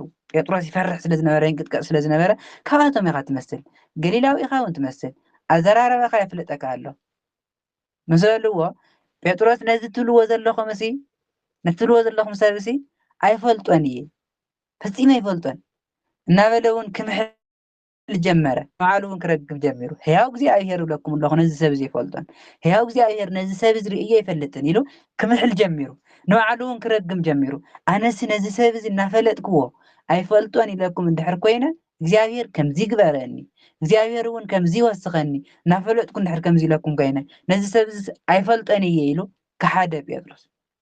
ሽዑ ንሽዑ ድማ ደርሆ ንኻልኣይ ግዜ ነቀወ። እታ ግዜኡ ኣብ ሰዓቱ ዝነቀዋ ደርሆ እዚኣ እያ። ጴጥሮስ ማቴዎስ ሓደ ግዜ ካይነቀወ ኢሉ ፅሒፉ ኣሎ ነዚኣ እዩ። ማርቆስ ግና ደርሆ መጀመርያ ነቂውስ ካልኣይ ካይነቀወ 3 ግዜ ክትክሕደኒ ኢኻ ዝበሎ እታ ናይ ተኣምርን እታ ግዚኡ ሓልዩ ዝጨዋሃን ስለ ዝፀሓፈ እዩ። ማቴዎስ ግን እታ ግዚኡ ሓልዩ ዝጨዋሃ ጥራሕ ስለ ዝፀሓፈ እዩ እና ዝፈላለ ነገር የብሉን እዚ ማለት እዩ። ንኻልኣይ ግዜ ደርሆ ነቀወ ኣብ ግዚኡ ሰዓቱ ምስ ኣኸለ ነቀወ። ጴጥሮስ ከዓ እቲ ጎይታ ደርሆ ክልተ ግዜ ከይነቀበ ወይ ከዓ ሓደ ግዜ ከም ማቴዎስ ሓደ ግዜ ከም ማርቆስ ከዓ ክልተ ግዜ ከይነቀበ 3,000 ክትክሕደኒ ኢኻ ዝበሎ ቃል ዘኪሩ ሽዑ ዘከረ እቲ ትምክሕቱ እቲ ናይ ጴጥሮስ ትምክሕቲ ኩሉ ከንቱ ከም ዝኾነ እቲ ጎይታ ዝበሎ ቃል ከም ዝተፈፀመ ጴጥሮስ እውን 3 ግዜ ከም ዝከሓዶ ነዚ ሰብ እዚ ኣይኮነ ክሞተልካ እየ ዝብሎ ዝነበረ ኣይፈልጦን ርእዮ እውን ኣይፈልጥን ኣነ ነዚ ሰብ እዚ ርእዮ እንተኮይነ እግዚኣብሔር ከምዚ ግበረኒ እግዚኣብሔር እውን ከምዚ ይወስኸኒ ሕያው እግዚኣብሔር ኣነ ነዚ ርእዮ ኣይፈልጥን ኢሉ ምሒሉ ጥሒሉ ንጎይታ ኢየሱስ ክርስቶስ ከም ዘይፈልጦ 3 ግዜ ምስ ከሓደ ደርሆ ምስ ነቀቦ ጴጥሮስ ዘከረ ናብ ደገ ወፂኡ ከዓ ምርር ኢሉ በኸየ ሓዘነ ጴጥሮስ ኣስተውዐለ ጴጥሮስ ድኽመቱ ደካማነቱ ትምክሕቱ ከም ዘይጠቐሞ ፈሊጡ ምርር ሓዘነ ተነስሐ ጴጥሮስ ማለት ብክያቱ ተሓዘኑ ንስሓ ተቆፀረሉ ብምርር ስለ ዝበኸየ ብሓቂ በዲለ ጎይታ ትምክሕተይ ኣይጠቐመንን ኢሉ ስለ ዝሓዘነ ጴጥሮስ ከዓ እዛ ትምክሕቲ እዛ ሓዘንን እዛ ኣብያት እዚኣ ንጴጥሮስ ከም ንስሓ ተቆፂራትሉ ማለት እዩ እምበር ንጴጥሮስ ትምክሕቱ ናብዚ ዝኸፍአ ደረጃ ናብ ክሕደት ኣብፂሓቶ 3 ግዜ ክትክሕደኒ ኢኻ ኢልዎ ዝነበረ ጎይታ ተፈፂሙ ማለት እዩ ኣብዛ 10ይቲ ክፍሊ እዚኣ ንመሃሮ ትምህርቲ ቀዳማይ ነገር ክሕደት ጴጥሮስ እዩ ክሕደት ጴጥሮስ ኢና ንመሃሮ ኣብዛ 10ይቲ ክፍሊ ጴጥሮስ ናፍቲ ቅጥሪ ኣትዩ ስለ ዝነበረ እታ መበለታ ሓንቲ ገረድ ምስ ረኸበቶ እስኻ ምስ ኢየሱስ ናይ ኢየሱስ ተኸታሊ ኢኻ ምስ በለቶ ኣይኮንኩን ኢሉ ከም ዝከሓደ 3 ግዜ ከም ዝከሓደ መበል ሳልሳይ ግዜ ጴጥሮስ ንስኻሲ ነገርካ የፍልጠካ ኣሎ ካብቶም ናይ ናዝሬት ሰብ ኢኻ ትመስል ኢሎም ዝሓተትዎ ጴጥሮስ መሓለ ሕያው እግዚኣብሔር ኣነ ነዚ ሰብ እዚ ኣይፈልጦን ኣነ ነዚ እንዳፈለጥኩ ኣይፈልጦን ኢለኩም እንድሕር ኮይነ እግዚኣብሔር ከምዚ ይግበረኒ እግዚኣብሔር እውን ከምዚ ይወስኸኒ ኢሉ ጴጥሮስ ከምዚ መሓለ ጎይታና ኢየሱስ ክርስቶስ እታ ትምክሕቱ እታ ትዕቢቱ ንጴጥሮስ ናብ ክሕደት ከም ዘብፅሐቶ ጎይታ ከዓ 3 ግዜ ክትክሕደኒ ኢኻ ዝበሎ ቃል ከም ዝተፈፀመ እያ ትምህረና ማለት እዩ ጴጥሮስ በርግፅ መጀመርያ ትምክሕቱ ናብ ክሕደት ኣብፂሓቶ ናብ ውድቀት ኣብፂሓቶ ጴጥሮስ ታ ውድቀቱ ኣሚኑ ታ ድኽመቱ ኣሚኑ ምርር ኢሉ ስለ ዝሓዘነ ድማ ንስሓ ተቆፂራትሉ ማለት እዩ ንሕና እውን ኣብዚ ክነስተውዕሎ ዝግባእ ክቡራን ኣሕዋተይ ከም ደቂ ሰባት ውድቀት ይገጥመና ከም ደቂ ሰባት ስንፈት ይገጥመና ከም ደቂ ሰባት ምዃንና እውን ንደክም ንስሓሓት ግን ወዲቕና ክንተርፍ የብልናን ደኺምና ክንተርፍ የብልናን እንታይ ደኣ ክንገብር ኣለና ከም ናይ ጴጥሮስ ዝበለ ንስሓ ክንኣቱ ኣለና ከም ጴጥሮስ ምርር ዝበለ ሓዘን እግዚኣብሔር ኣምላኽና በዲልና ኢልና ክንስሓ ኣለና እምበር ወዲቕና ክንተርፍ የብልናን ካብ ጴጥሮስ ንምሃሮ ንሕና ወዲቕካ ምትሳእ እዩ ካብ ጴጥሮስ ንወስዶ ትምህርቲ ንሕና ምውዳቕ ጥራሕ ዘይኮነ ወዲቕካ ምትሳእ ከይንወድቕ ምጥንቃቕ እንተወዲቕና ድማ ምትሳእ ከም ጴጥሮስ ክንትሳእ ኣለና ክንስሓ ኣለና እምበር ወዲቕና ክንተርፍ ከም ዘይብልና ኢና ንምሃርና ክቡራን ኣሕዋት ከም ሰባት ምዃንና ብዙሕ ነገር ይገጥመና እሞ ክገጥመና እንከሎ ንእግዚኣብሔር ኣምላኽና ይቅረ በለልና ኢልና ከም ናይ ጴጥሮስ ዝበለ ንስሓ ክንኣቱ እዩ ዘለና እሞ ነዚ ንክንገብር ከዓ እግዚኣብሔር ኣምላኽ ይርድአና ናይ ንስሓ ግዜ እውን ይሃበና እግዚኣብሔር ኣምላኽ ዝሃበና ግዜ ኣይወሓደናን ናይ ንስሓ ግዜ ይሃበና ክበሃል እንከሎ ፅባሕ ድሕሪ ፅባሕ ድሕሪ ወርሒ ክንሳሕ ድሕሪ ዓመት ክንሳሕ ማለት ኣይኮነን ነታ ናይ ሕዚ ግዜስ ክነስተውዕለላ ንንስሓ ንእግዚኣብሔር ኣምላኽና በዲልና ኢልና ክንብለላስ መስተውዓሊ ልቡና ይሃበና ማለት እዩ እሞ እግዚኣብሔር ዝሃበና ግዜ ከዓ ኣይወሓደናን ብዙሕ ግዜ ይህብና እግዚኣብሔር ሰዓታት ይብና ደቂቃታት ይብና ዕለታት ይብና ወርሕታት ዓመታት ይብና እግዚኣብሔር ኣምላኽና ክቡራን ኣሕዋተይ ነዚ ግዜ እዚ ዝተዋሃበና ግዜ ክንጥቀመሉ እዩ እሞ ካብ ውድቀት እውን ክንጥንቀቕ ከም ዘለና እንተወዲቕና እውን ኣብታ ዝወደቕናላ መዓልቲ ዕለት ዕለት ክንወድቕ ንኽእል ዕለት ከዓ ክንትንስእ እዩ ዘለና እሞ እግዚኣብሔር ኣምላኽ ይሓግዘናን ይርድአናን ሓይሉን ረድኤቱን ከዓ ይሃበና ንሕና ብፃዕርና ንገብሮ ነገር ስለዝየለ እግዚኣብሔር ኣምላኽ ይሓግዘና ይርድአና ስለዝነበረና ፃኒሒት ቅዱስ እግዚኣብሔር